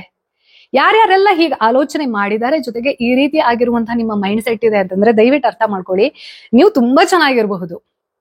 ಬಟ್ ನಿಮ್ ಕಂಟ್ರಿಯಲ್ಲಿ ಒಂದು ವರ್ಲ್ಡ್ ವಾರ್ ನಡೆಯುತ್ತೆ ಅಂತಂದ್ರೆ ನೀವು ಮಾತ್ರ ಮನೇಲಿ ಸೇಫ್ ಆಗಿರಕ್ ಸಾಧ್ಯ ಇಲ್ಲ. ನೀವ್ ಸೇಫ್ ಆಗಿರ್ಬೇಕು, ನಿಮ್ಮ ದೇಶ ಸೇಫ್ ಆಗಿದ್ರೆ ಮಾತ್ರ ಅನ್ನೋದನ್ನ ಅರ್ಥ ಮಾಡ್ಕೊಂಡ್ರೆ. ಹಾಗೆ ಯಾರ್ಯಾರೆಲ್ಲ ಒಡಾಸಿಟಿಯಲ್ಲಿ ಹೇಳ್ತಿರಲ್ಲ, ನಮ್ಗೆ ಹಿಂದೂ ಧರ್ಮದ ಮೇಲೆ ನಂಬಿಕೆ ಇಲ್ಲ, ಇಲ್ಲಿ ಅನ್ಟಚಬಿಲಿಟಿ ಇದೆ, ಇಲ್ಲಿ ಡಿಸ್ಕ್ರಿಮಿನೇಷನ್ ಇದೆ, ಮತ್ತೊಂದಿದೆ ಮರದೊಂದಿದೆ, ಇದನ್ನೆಲ್ಲ ಹೇಳುವಂತಹ ಸ್ವಾತಂತ್ರ್ಯ ಇರೋದು ನಿಮಗೆ ಹಿಂದೂ ಧರ್ಮದಲ್ಲಿ ಮಾತ್ರ. ಬಾಕಿ ಕಡೆ ಹೋಗ್ಕೊಂಡು ಹೇಳಿದ್ರೆ ಸರ್ಸೆ ತಂಜುಧ ಇದೇ ಆಗೋದು. ಸೊ ಈ ರೀತಿ ಆಗಿರುವಂತಹ ಒಂದು ಮೌಲ್ಡಿಂಗ್ ನಡೀತಾ ಇರುವಾಗ ಯಾರ್ಯಾರು ಅವರವರ ಹಿತಾಸಕ್ತಿಗೋಸ್ಕರ ಬ್ರಿಟಿಷರ ಪರವಾಗಿ ಕೆಲಸ ಮಾಡಿದ್ರು, ನಾವು ಸೇಫ್ ಆಗಿರ್ಬೇಕು, ನಾವು ಬ್ರಿಟಿಷರ ಕೆಂಗಣ್ಣಿಗೆ ಗುರಿ ಆಗ್ಬಾರ್ದು ಅನ್ನೋದು ಕೂಡ ಅವರ ತಲೆಯಲ್ಲಿತ್ತಲ್ವಾ. They paid their price for sure. ನೀವೇನೇ ಹೇಳಿ ಆಯ್ತಾ, ಪ್ರತಿಯೊಂದು ಕಾಲಘಟ್ಟದಲ್ಲಿ ನಾವ್ ಏನೇ ತಗೊಂಡ್ರು ಕೂಡ ಕರ್ಮ ಹ್ಯಾಸ್ ಪೇಡ್ ಬ್ಯಾಕ್. ಅದು ಯಾವುದೇ ಜನಾಂಗ ಇರಬಹುದು ಅಥವಾ ಯಾವುದೇ ಕಾಲಘಟ್ಟ ಇರಬಹುದು. ಒಂದ್ ಪಾಯಿಂಟ್ ಆಫ್ ಟೈಮ್ ಅಲ್ಲಿ ಕುತ್ಕೊಂಡು ಕರೆಕ್ಟ್ ಆಗಿ ಸಮಾಧಾನದಿಂದ ಕುತ್ಕೊಂಡು ಆಲೋಚನೆ ಮಾಡಿದ್ರೆ, ನೀವು ಎಲ್ಲದನ್ನ ಆಲೋಚನೆ ಮಾಡಿದ್ರೆ, ಈ ಪ್ರಪಂಚದಲ್ಲಿ ಅನ್ಫೇರ್ ಅಂತ ಏನೂ ಇಲ್ಲ. ಅನ್ಫೇರ್ ಅನ್ನೋದು ನಡೆಯಕ್ ಸಾಧ್ಯನೇ ಇಲ್ಲ. ನೀವು ದೇವರಲ್ಲಿ ನಂಬ್ತೀರಾ, ಇದನ್ನ ಒಬ್ಬ ಸೃಷ್ಟಿ ಮಾಡಿದಾನೆ, ಅವನನ್ನ ಸೃಷ್ಟಿಕರ್ತ ಅಂತ ಒಪ್ಕೊಳ್ತೀರಾ ಅಂತಂದ್ರೆ ಆ ಸೃಷ್ಟಿಕರ್ತನ ಈ ಕ್ರಿಯೇಷನ್ ನ ಮೇಲೆ ಅವನಿಗೆ ಗೊತ್ತು ಹೆಂಗ್ ಹ್ಯಾಂಡಲ್ ಮಾಡ್ಬೇಕು ಅಂತ. You should believe that. ಅದನ್ನೇ ಕರ್ಮ ಅಂತ ಹೇಳೋದು. ಯಾವ್ದನ್ನ ಎಲ್ಲಿ ಹೆಂಗೆ ಬ್ಯಾಲೆನ್ಸ್ ಮಾಡ್ಬೇಕು, ಯಾವಾಗ ಯಾರಿಗೆ ಹೆಂಗ್ ಕೊಡ್ಬೇಕು, ಯಾವಾಗ ಯಾರನ್ನ ಮೇಲೆತ್ತಬೇಕು, ಯಾರ ಮೂಲಕ ಯಾರಿಗೆ ತಪ್ರಾಕಿ ಹಾಕ್ಸ್ಬೇಕು. ಅಗೇನ್, ತಪ್ರಾಕಿ ಹಾಕುವಂತ ಉದ್ದೇಶ ಡಿಸ್ಟ್ರಕ್ಷನ್ ಅಲ್ಲ, ಪುನರುತ್ಥಾನ. ಇದನ್ನ ಡೆಸ್ಟ್ರಾಯ್ ಮಾಡದೆ ಇಲ್ಲಿ ಎಲ್ಲಿವರೆಗೂ ಇದನ್ನ ಉಳಿಸ್ಕೊಳಕ್ ನೋಡ್ತೀನಿ, ಬಟ್ ಇದನ್ನ ಉಳಿಸ್ಕೊಳಕ್ ನೋಡಕ್ ಆಗ್ತಾನೆ ಇಲ್ಲ. ಇದನ್ನ ಅಳಿದ್ರೆ ಮಾತ್ರ ಇನ್ನೊಂದು ಹುಟ್ಟಕ್ ಸಾಧ್ಯ ಅಂತ ಇರುತ್ತೆ. ಇದು ಅಳಿಬೇಕು, ಬಿಕಾಸ್ ಈ ಫಾರ್ಮ್ ಅಲ್ಲಿ ಅದಾಗಕ್ ಸಾಧ್ಯ ಇಲ್ಲ. So it should take another form. That is the idea, that is the karma cycle. So ಆವಾಗ ಏನಾಗುತ್ತೆ, ಈ ಬ್ರಿಟಿಷರು ಈ ಲೂಪ್ ಹೋಲ್ ಅನ್ನ ಚಂದ ಮಾಡಿ ಪಾಯಿಂಟ್ ಮಾಡ್ತಾರೆ. ಈ ಬ್ರಿಟಿಷರ ಟ್ಯಾಲೆಂಟೇ ಅದು, ಆಯ್ತಾ. ಅಂದ್ರೆ ಎಲ್ಲಿ ಯಾರನ್ನ ಹೇಗೆ ಹ್ಯಾಂಡಲ್ ಮಾಡ್ಬೇಕು. ನಮ್ಮ ಭಾರತೀಯರ ಜೆನೆಟಿಕ್ಸೇ ಹೆಂಗಿದೆ ಅಂತಂದ್ರೆ, ನಾವು ಮ್ಯಾನಿಪುಲೇಷನ್ ಅನ್ನ, ಯಾರೋ ಒಬ್ಬ ವ್ಯಕ್ತಿ ಬಂದ್ರೆ ಅವನನ್ನ ಕ್ಯೂರಿಯಸ್ ಮೈಂಡ್ ಅಲ್ಲಿ ನೋಡ್ತೀವಿ ವಿನಃ ನಮಗೆ ಡೇಂಜರ್ ಪರ್ಸೀವ್ ಆಗೋದಿಲ್ಲ. ಬಟ್ ಇವ್ರು ಎಷ್ಟು ಸ್ಮಾರ್ಟ್ ಇದ್ರು ಅಂತಂದ್ರೆ, ಅದಕ್ಕೆ ಇಡೀ ಪ್ರಪಂಚದಾದ್ಯಂತ ಅವರು ಕೊಲೋನಿಯನ್ನ ಸ್ಥಾಪನೆ ಮಾಡಿದ್ದು. ಬರೇ ಇಂಡಿಯಾನ ಡೆಸ್ಟ್ರಾಯ್ ಮಾಡಿರೋದಲ್ಲ ಅವರು. ಅದ್ರ ಅರ್ಥ ಆವಾಗಿನ ಕಾಲದಲ್ಲಿ 200 ವರ್ಷ ನಮ್ಮನ್ನ ಸ್ಲೇವ್ ರೀತಿಯಲ್ಲಿ ನೋಡ್ಕೊಂಡ್ರು ಅಂತ ಹೇಳಿ ಇವತ್ತು ಇಂಗ್ಲೆಂಡಿಗೆ ಹೋಗಿ ಅಲ್ಲಿರೋ ಬ್ರಿಟಿಷರಿಗೆ ಬಾಂಬ್ ಹಾಕೋದಲ್ಲ. ಅವರ ಪೂರ್ವಜರು ಒಂದು ತಪ್ಪು ಮಾಡಿದ್ರು. ಆ ತಪ್ಪು ಮಾಡಿರೋದು ಇಡೀ ಪ್ರಪಂಚ ನೋಡಿದೆ. ಆ ಪ್ರಪಂಚ ನೋಡಾದ್ಮೇಲೆ ಅವ್ರ ತರ ನಾವ್ ಆಗ್ಬಾರ್ದು ಅನ್ನೋದನ್ನ ಅರ್ಥ ಮಾಡ್ಕೊಂಡು, ಆವಾಗ ಅವ್ರು ನಮ್ಮ ಸ್ಲೇವ್ ಮೆಂಟಾಲಿಟಿಯನ್ನ ಹೆಂಗ್ ಚೇಂಜ್ ಮಾಡಿದ್ದಾರೆ ಅನ್ನೋದನ್ನ ಅರ್ಥ ಮಾಡ್ಕೊಂಡು ನಮ್ಮ ರೂಟ್ಸ್ ಅನ್ನ ತಿಳ್ಕೊಳ್ಬೇಕು. ನಮ್ಮ ಮಾಹಿತಿಯ ಸಂಗ್ರಹ ಬ್ರಿಟಿಷ್ ಎಜುಕೇಶನ್ ಸಿಸ್ಟಮ್ ನ ಮೂಲಕ ತಿಳ್ಕೊಳ್ಳೋದಲ್ಲ. ಇಲ್ಲಿದ್ದಂತಹ ಭಾರತೀಯ ಪಂಡಿತರು ಏನನ್ನ ಹೇಳ್ತಾರೆ, ಜೊತೆಗೆ ಆ ಸಂದರ್ಭದಲ್ಲಿ ಪ್ರಪಂಚದಾದ್ಯಂತ ಇದ್ದು ಭಾರತವನ್ನ ನೋಡಿ ಅಲ್ಲೆಲ್ಲೋ ಕುತ್ಕೊಂಡು ಬರೆಯೋದಲ್ಲ. ಭಾರತಕ್ಕೆ ಕಾಲಿಟ್ಟು ಭಾರತದಲ್ಲಿ ಬದುಕಿ, for example Chinese traveller Hiuen Tsang. So ಅವ್ರು ಯಾರಿದ್ರು, ಅವರ ವರ್ಷನ್ ಏನಿತ್ತು, ಅವರ ದೃಷ್ಟಿಕೋನ ಏನಿತ್ತು, ಭಾರತಕ್ಕೆ ಬಂದು ಕೂತ್ಕೊಂಡು ಬರೆದಾಗ ಅನ್ನೋದನ್ನ ನೋಡಿ ಎರಡನ್ನ ಟ್ಯಾಲಿ ಮಾಡಿದಾಗ ನಮಗೆ ಸತ್ಯದ ಒಂದಷ್ಟು ಡೆಪ್ತ್ ಗೊತ್ತಾಗತ್ತೆ. ಪೂರ್ತಿ ಸತ್ಯ ಗೊತ್ತಾಗೋದಿಲ್ಲ, ಒಂದಷ್ಟು ಡೆಪ್ತ್ ಗೊತ್ತಾಗತ್ತೆ. ಹಿಂಗಾಗಿರ್ಬಹುದೇನೋ, ಹಿಂಗ್ ಆಗಿ ಟರ್ನ್ ಆಗಿರಬಹುದೇನೋ. ಸೊ ಆವಾಗ ಇವ್ರು ಮಾಡೋದೇನು, ಬ್ರಿಟಿಷರ್ಸ್ದು ಗೇಮ್ ನೋಡಿ. ಸೊ ಅವ್ರೇನ್ ಮಾಡ್ತಾರೆ ಅಂತಂದ್ರೆ, ಈ ಆರ್ಯನ್ ಅಂಡ್ ದ್ರವಿಡಿಯನ್ ರೇಸಸ್ ಅನ್ನುವಂತಹ ಒಂದು ಹೊಸ ಥಿಯೋರಿಯನ್ನ ಕ್ರಿಯೇಟ್ ಮಾಡ್ತಾರೆ. ಇಡೀ ಭಾರತವನ್ನ 2 ವಿಭಾಗವಾಗಿ ಮಾಡೋಕೆ. ಇವತ್ತಿಗೂ north India versus south India ಅನ್ನೋದೇನಿದೆ, that is the worst combination of British India. ಅವ್ರೇನ್ ಮಾಡ್ತಾರೆ ಅಂತಂದ್ರೆ, ಒಬ್ಬ ಇದಾನೆ, ಅವನೊಂದು ಲಾರ್ಡ್ ಗಿಲ್ಡ್ ಅಂತೆಲ್ಲ ನಾನು ಕರೆಯೋದಿಲ್ಲ, ಹರ್ಬರ್ಟ್ ಹೋಪ್ ರಿಸ್ಲೆ ಅಂತ. ಈ ವ್ಯಕ್ತಿ ರೇಸ್ ಅನ್ನ ಅರ್ಥ ಮಾಡ್ಕೊಳ್ಬೇಕು, ಹ್ಯೂಮನ್ ರೇಸ್ ಅನ್ನ ಅರ್ಥ ಮಾಡ್ಕೊಳ್ಬೇಕು ಅನ್ನೋ ಭರದಲ್ಲಿ ಒಂದು ಥಿಯರಿಯನ್ನ ಬಿಲ್ಡ್ ಮಾಡಿ, ಅಂದ್ರೆ ಭಾರತದ ಬೇರೆ ಕಡೆ ಭಾಗದಲ್ಲಿ ಇರುವಂತಹ ನಾರ್ತ್ ಸೈಡ್ ಇರೋರು ಯಾರಿದ್ದಾರೆ ಅವ್ರ ಕಲ್ಚರ್ ಬೇರೆ ಇದೆ, ಅವರ ಅಂಡರ್ಸ್ಟ್ಯಾಂಡಿಂಗ್ ಬೇರೆ ಇದೆ, ಹಾಗೆ ಸೌತ್ ಅವರ ಅಪಿಯರೆನ್ಸ್ ಕೂಡ ಬೇರೆ ಇದೆ. ಅಂದ್ರೆ ಹೆಂಗ್ ಕಾಣಿಸ್ತಾರೆ ಅನ್ನೋದ್ ಆಧಾರದ ಮೇಲೆ ಅವನಿಗೆ ಆ ಐಡಿಯಾ ಬರುತ್ತೆ. ಅಂದ್ರೆ ರೇಷಿಯಲ್ ಮೈಂಡ್ ಸೆಟ್ ಅನ್ನೋದು, ಕಪ್ಪು ಬಿಳುಪು ಮತ್ತೊಂದು ಅನ್ನೋದು ಇಂಡಿಯನ್ ಥಾಟ್ ಪ್ರೊಸೆಸ್ ಅಲ್ವೇ ಅಲ್ಲ. ಇನ್ಫ್ಯಾಕ್ಟ್ ಮಹಾಭಾರತದ ದ್ರೌಪದಿ ಕೃಷ್ಣೆ ಅಂತ ಕರೀತಾರೆ. ಅಂದ್ರೆ ಅವಳು ನೋಡೋಕೆ ಇಡೀ ಪ್ರಪಂಚದಲ್ಲಿ ಅತ್ಯಂತ ಸುಂದರ ಹೆಂಗಸಾಗಿದ್ಲು, ಬಟ್ ಅವಳು ಕಪ್ಪಗಿದ್ಲು ಅನ್ನೋದು ಇದಿರಲಿಲ್ಲ. ಅಂದ್ರೆ ಏನೋ ಅವಳ ಡ್ರಾಬ್ಯಾಕ್ ಅನ್ನೋ ತರದಲ್ಲಿ ಅಲ್ಲ, ಅವಳು ನೋಡಕ್ ಹಾಲ್ನ ಹಾಗೆ ಬೆಳ್ಳಗಿದ್ದಾಳೆ ಅನ್ನೋದು ಎಷ್ಟು ವಿಶೇಷಣನೋ, ಅಬ್ಜೆಕ್ಟಿವ್. ಅವಳು ಕೃಷ್ಣ ಸುಂದರಿಯಾಗಿದ್ಲು ಅನ್ನೋದು ಕೂಡ ಅದು ಬ್ಯೂಟಿಯ ಒಂದು ಅಬ್ಜೆಕ್ಟಿವ್ ಆಗಿತ್ತು. ಬಟ್ ಇದನ್ನ ರೇಷಿಯಲ್ ಮೈಂಡ್ ಸೆಟ್ ಅಲ್ಲಿ ಎಕ್ಸ್ಪ್ಲೇನ್ ಮಾಡಿದ್ದು ಬ್ರಿಟಿಷರ್ಸ್. ಸೊ ಏನ್ ಮಾಡ್ತಾನೆ ಇವನು ಅಂತಂದ್ರೆ, ಇವನು ಒಬ್ಬ British civil servant working in India. So ಆ ಟೈಮಲ್ಲಿ ಈ ಬೆಂಗಾಲ್ ಪ್ರೆಸಿಡೆನ್ಸಿ ಅನ್ನೋದೇನಿತ್ತು, Bengal presidency, Madras presidency, Mysuru presidency ಅಂತ ಏನ್ ಡಿವೈಡ್ ಮಾಡ್ಕೊಂಡು ರೂಲ್ ಮಾಡ್ತಾ ಇದ್ರು. ಸೊ ಅವನೇನ್ ಮಾಡ್ತಾನೆ, ಬೆಂಗಾಲ್ ಪ್ರೆಸಿಡೆನ್ಸಿಯಲ್ಲಿ ಸೊ ಈ ಅಪಿಯರೆನ್ಸ್ ಬೇಸಸ್ ಮೇಲೆ ಆರ್ಯ, ದ್ರಾವಿಡ, ಹಾಗೆ ಟ್ರೈಬಲ್ ಅಂತ ಯಾರಿರ್ತಾರೆ ಅವ್ರಿಗೆ ಇದೆರಡಕ್ಕೂ ಅಲ್ಲ. ಸೊ ನೇಟಿವ್ಸ್ ಒಬ್ರಿದ್ರು, ಯಾರೋ ಬಂದು ಇನ್ವೈಡ್ ಮಾಡಿದ್ರು, ಬಿಕಾಸ್ ನೀನ್ ಕಳ್ಳ ಪರವ್ರ ನಂಬಲ್ಲ ಅಂತಂದ್ರೆ ಹಿಂಗೆ ಆಗುತ್ತೆ. ಇವ್ರು ಎಲ್ಲಿಂದನೋ ಬಂದ್ಬಿಟ್ಟು ನಮ್ಮನ್ನ ಇನ್ವೈಡ್ ಮಾಡಿ, ನಮ್ಮನ್ನ ಡಿವೈಡ್ ಮಾಡಿ, ಹಿಂದೂ ಮುಸ್ಲಿಂ ಗಲಾಟೆ ಮಾಡಿಸಿ, ಆಮೇಲೆ ultimately south India north India ಮಾಡಿರೋರು ಇವ್ರೆ. ಸೊ ಅವ್ರು ಏನ್ ಮಾಡ್ತಾರೆ ಅಂತಂದ್ರೆ, ಅಪಿಯರೆನ್ಸ್ ಅನ್ನ ನೋಡ್ಬಿಟ್ಟು, ನೋಡು ಕಾಡಲ್ಲಿರೋ ಮನುಷ್ಯರಿಗೂ ನಾರ್ತ್ ಇಂಡಿಯಾದಲ್ಲಿರೋ ಒಬ್ರಿಗೂ ಅವ್ರು ನೋಡಿದ್ರೆ ಸಂಬಂಧನೇ ಇಲ್ಲ ಅಂತ ಅನ್ಸುತ್ತೆ. ಕೆಲವು ಜನ ಪೊಲಿಟಿಷಿಯನ್ಸ್ ಇವತ್ತಿಗೂ ಹಂಗಿದ್ ಹುಚ್ಚುಚ್ಚೆಲ್ಲ ಮಾತಾಡ್ತಾರೆ. ಸ್ಯಾಮ್ ಪಿತ್ರೋಡ ಅಂತ ಒಬ್ಬ ವ್ಯಕ್ತಿ ಇದ್ದಾನೆ, 60ಕ್ಕೆ ಅರಳು ಮರಳು ಅನ್ನೋ ತರದಲ್ಲಿ ಆ ವ್ಯಕ್ತಿ ಇದೇ ಸೇಮ್ ಸ್ಟೇಟ್ಮೆಂಟ್ ಅನ್ನ, ಅಂದ್ರೆ ಬ್ರಿಟಿಷ್ ಮೆಕಾಲೆ ಎಜುಕೇಶನ್ ಸಿಸ್ಟಮ್ ಇಂದ ಎಷ್ಟು ಬ್ರೈನ್ ವಾಶ್ ಆಗಿದ್ದಾರೆ ಅಂತಂದ್ರೆ ಬ್ರೈನ್ ಇದೆ ಅನ್ನೋದೇ ಗೊತ್ತಿಲ್ಲ ಅವರಿಗೆ, ಆ ಲೆವೆಲ್ಗೆ ಮರ್ತು ಬಿಟ್ಟಿದ್ದಾರೆ ತಮ್ಮ ರೂಟ್ಸ್ ಅನ್ನ. ಸೊ ಈ ವ್ಯಕ್ತಿ ಹೇಳೋದೇನಪ್ಪಾ ಅಂತಂದ್ರೆ ರೇಷಿಯಲ್ ಅಪಿಯರೆನ್ಸ್ ನ ಮೇಲೆ ಇಂಡಿಯಾವನ್ನ ಡಿವೈಡ್ ಮಾಡ್ತಾನೆ. Not even on the basis of cost, based on races. Tribals ಬೇರೆ, ನಮ್ಮ ಕರ್ನಾಟಕದಲ್ಲೂ ಒಬ್ಬ ಅಹಿಂಸಾ ಅನ್ನೋದಿದೆ. ಬ್ರಾಹ್ಮಣೀಕರಣ, ವೈದಿಕತೆ, ಮತ್ತೊಂದು ಮರದೊಂದು ಕಾಂತಾರ ಗಲಾಟೆ ಆಗಿತ್ತಲ್ಲ, ಆ ಟೈಮಲ್ಲೂ ಸೇಮ್ ಸ್ಟೇಟ್ಮೆಂಟ್ ಕೊಟ್ಟಿದ್ದ ಆ ಮನುಷ್ಯ. ಯಾರು ಟ್ರೈಬಲ್ಸ್ ಇರ್ತಾರೆ, ಬುಡಕಟ್ಟು ಜನಾಂಗ ಇರ್ತಾರೆ, ಅವರು ಹಿಂದೂ ಧರ್ಮಕ್ಕೆ ಸೇರಿದವ್ರಲ್ಲ, ಅವ್ರದ್ದು ಬೇರೆ ಕಲ್ಚರ್ ಇದೆ. ಇದೆಲ್ಲ ಬಂದಿದ್ದ ಹೆಂಗೆ ಅಂತಂದ್ರೆ ಮೆಕಾಲೆ ಎಜುಕೇಶನ್ ಸಿಸ್ಟಮ್. ಬಿಕಾಸ್ ಅವರ ತಲೆಯಲ್ಲಿ ಹೋಗಿದ್ದೆ races, cost, discrimination, Hindu Muslim. Because ಇದೆಲ್ಲ ಮಾಡಿದ್ಯೇನಕ್ಕೆ? ಅವರ ಇದೆಲ್ಲದ್ರ ಹಿಂದಿನ ಅಜೆಂಡಾ ಬ್ರಿಟಿಷರ್ದು ಏನು? ನಾನು ಈ ಕಂಟ್ರಿಯನ್ನ ರೂಲ್ ಮಾಡಬೇಕು, ಈ ಕಂಟ್ರಿಯಲ್ಲಿರೋ ಸಂಪತ್ತನ್ನೆಲ್ಲ ಬ್ರಿಟನ್ಗೆ ಕಳಿಸ್ಬೇಕು. This is the agenda. ಅಜೆಂಡಾದ ಎಲ್ಲಾ ಪಿಲ್ಲರ್ಸ್ ಅಥವಾ ಅದ್ರ ಎಲ್ಲಾ ಯಾವ ರೀತಿ ಅದನ್ನ ಹರಡಿದ್ರು ಅಂತಂದ್ರೆ ಏನೇನ್ ಡಿವೈಡ್ ಮಾಡೋಕ್ಕಾಗುತ್ತೋ ಎಲ್ಲದನ್ನ ಡಿವೈಡ್ ಮಾಡ್ತೀನಿ. Because money is my concentration, power is my concentration. ಅದನ್ನ ಮಾಡಿದ್ರು. ಆ ಟೈಮಲ್ಲಿ ಏನೇನ್ ಹೊತ್ಕೊಂಡ್ತಲ್ಲ, ಹಿಂದೂ ಮುಸ್ಲಿಂ ಇರಬಹುದು, ಹೆಣ್ಣು ಗಂಡು ಇರಬಹುದು. ಹಾಗೆ ಇವತ್ತಿಗೂ ಕೆಲವು ಜನ ಯಾರು ಮಾಡೆಸ್ಟ್ ಬಟ್ಟೆಯನ್ನು ಹಾಕೊಂಡಿರ್ತಾರೆ ಅವ್ರು ಮಾತ್ರ ಹಿಂದೂಗಳು. ಒಂದ್ ವೇಳೆ ಒಂದ್ ಸ್ವಲ್ಪ ಸ್ಕಿನ್ ಶೋ ಆಗ್ಬಿಡ್ತು ಅಂತಂದ್ರೆ ಅವಳಿಗೆ ಮಾನ ಇಲ್ಲ, ಮರ್ಯಾದೆ ಇಲ್ಲ, ಮತ್ತೊಂದಿಲ್ಲ, ಮರದೊಂದಿಲ್ಲ ಅಂತ ಯಾರು ಹೇಳ್ತಾರೆ? ಬಟ್ಟೆ ಅನ್ನೋ ಕಾನ್ಸೆಪ್ಟ್ ನಮ್ಮ ಸನಾತನ ಧರ್ಮದಲ್ಲಿ ಹೆಂಗಿತ್ತು, ಬ್ಲೌಸ್ ಅನ್ನೋ ಕಾನ್ಸೆಪ್ಟ್ ಇರ್ಲೇ ಇಲ್ಲ. ಹಿಂದೂ ಧರ್ಮ ಹಾಗೂ ಸನಾತನ ಸಂಸ್ಕೃತಿಗೆ ಸೇರಿರುವಂತಹ ಗಂಡಸರು ಕಾಮುಕರಾಗಿರ್ಲಿಲ್ಲ.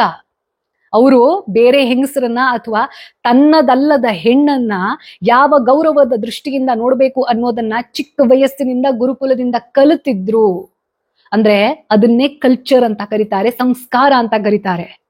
ಈ ಕಲ್ಚರ್ ಇಲ್ದೋದಾಗ ಅಯ್ಯಯ್ಯೋ ಹೆಂಗಿದ್ ಬಟ್ಟೆ ಹಾಕೊಂಡಿದ್ದಾಳೆ, ಛೀ ಪಬ್ಲಿಕ್ ಪ್ಲೇಸ್ ಅಲ್ಲಿ ಹೆಂಗ್ ಓಡಾಡ್ತಿದ್ದಾಳೆ, ಈ ಎಲ್ಲಾ ಮೈಂಡ್ ಸೆಟ್. ಹಾಗೆ ಹೆಣ್ಣು ಮಕ್ಕಳಿಗೆ ಅವ್ರಿಗೆ ಗೊತ್ತಿಲ್ಲದೆ ಒಂದು ಪೇಟ್ರಿಯಾರ್ಕಿಯಲ್ ಮೈಂಡ್ ಸೆಟ್ ಅನ್ನ ಬೆಳೆಸಿದ್ದು ಕೂಡ ಇದೇ ಬ್ರಿಟಿಷರ್ಸ್. ಬಿಕಾಸ್ ಎಜುಕೇಶನ್ ಅನ್ನುವಂಥದ್ರಲ್ಲಿ ನೀವು ಯಾವಾಗ ಕ್ಲಾಸ್ ಅನ್ನೋದನ್ನ, ಕ್ರೀಡ್ ಅನ್ನೋದನ್ನ, ರೇಸ್ ಅನ್ನೋದನ್ನ, ಜೊತೆಗೆ anything which is from the western is class. ಇನ್ ಕೆಲವು ಜನ ಹೇಳ್ತಾರೆ ನಿಮ್ಮ ಮಾತಲ್ಲೂ ತುಂಬಾ ಇಂಗ್ಲಿಷ್ ಬರುತ್ತಲ್ಲ. Yes, I am also a product of Macaulay education system. ಅದರ ಅರ್ಥ ನಾನಿವಾಗ ಇಂಗ್ಲಿಷನ್ನ ಹೇಟ್ ಮಾಡಬೇಕು ಅನ್ನೋದಲ್ಲ.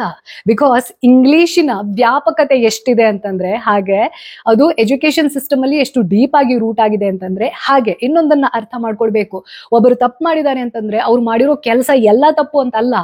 ಈ ಬ್ರಿಟಿಷರ್ಸ್ ಕೊಲೋನಿಯಲ್ ಇಂದ ಏನ್ ಆಗಿದೆ ಇವತ್ತು ಪ್ರಪಂಚದಲ್ಲಿ, ಅದರ ಅನ್ಇಂಟೆನ್ಷನಲಿ ಒಂದು ಗುಡ್ ಇಫೆಕ್ಟ್ ಏನು ಅಂತಂದ್ರೆ ಒಂದೇ ಒಂದು ಅಂತಂದ್ರೆ, ನಾವು ಬೇರೆ ಬೇರೆ ದೇಶಕ್ಕೆ ಹೋದ್ರೂ ಕೂಡ ಭಾಷೆ ಅನ್ನೋದ್ರಲ್ಲಿ ಒಂದು ಸಾಮ್ಯತೆ ಅನ್ನೋದಿದೆ. ಅಂದ್ರೆ ನಾನಿವಾಗ ಫ್ರಾನ್ಸ್ಗೆ ಹೋದ್ರೆ ಅಟ್ಲೀಸ್ಟ್ ಇಂಗ್ಲಿಷ್ ವರ್ಡ್ಸ್ ನ ಮೂಲಕ ಅವ್ರಿಗೆ ಕಮ್ಯುನಿಕೇಟ್ ಮಾಡಬಹುದು. ನಾನಿವಾಗ ಹೋಗಿ ನಾನು ಕನ್ನಡದ ಕಂದ, ನಾನು ಕನ್ನಡ ಬಿಟ್ಟು ಮತ್ತೆ ಯಾವ್ದು ಮಾತಾಡಲ್ಲ ಅನ್ನೋ ಕಾರಣಕ್ಕೋಸ್ಕರ ಫ್ರಾನ್ಸ್ಗೆ ಹೋಗ್ಬಿಟ್ಟು ಅಲ್ಲಿ ಕನ್ನಡದಲ್ಲಿ ಮಾತಾಡ್ಕೊಂಡಿದ್ದೆ ಅಂತಂದ್ರೆ 2 ದಿನನೂ ಸರ್ವೈವ್ ಆಗಕ್ ಸಾಧ್ಯ ಇಲ್ಲ. ಒಂದ್ ಹೊತ್ತಿನ ಊಟ ಕೂಡ ಗಳಿಸ್ಕೊಳಕ್ ಸಾಧ್ಯ ಇಲ್ಲ. ಬಿಕಾಸ್ ನಮ್ಮಿಬ್ಬರ ನಡುವೆ ಇದು ಸಂಭಾಷಣೆನೇ ನಡೆಯೋದಿಲ್ಲ ಅನ್ಲೆಸ್ ನಾನು ಹಿಂಗೆ ಬೇಕು ಅನ್ನೋದನ್ನ ಹೇಳದ್ದೇ ಇದ್ದೆ ಅಂತಂದ್ರೆ. ಸೊ ಭಾಷೆಯನ್ನ, ಇಂಗ್ಲಿಷ್ ಭಾಷೆಯನ್ನ ಹೇಟ್ ಮಾಡೋದು ಕನ್ನಡತನ ಅಲ್ಲ. ಸೊ ಬ್ರಿಟಿಷರ್ಸ್ ಯಾವ್ಯಾವ್ದ್ರಲ್ಲಿ ಡಿವೈಡ್ ಮಾಡಿದ್ದಾರೆ, ಹಾಗೆ ಕೆಲವೊಂದಷ್ಟು ಸತ್ಯ, universal truth. English is global language. ಅದನ್ನ ನೀವು ಕಲ್ತ್ಕೊಳ್ಳೋದು ನಿಮ್ಮ ಲಾಭಕ್ಕೆ. ಪ್ರಪಂಚದಲ್ಲಿ ಇರುವಂತಹ ಬಹಳಷ್ಟು ವಿಚಾರವನ್ನ ನಿಮ್ಮ ಹತ್ರ ಅಟ್ರಾಕ್ಟ್ ಮಾಡ್ಬೇಕು ಅಂತಂದ್ರೆ ಇಂಗ್ಲಿಷ್ ಇಸ್ ದ ಟೂಲ್.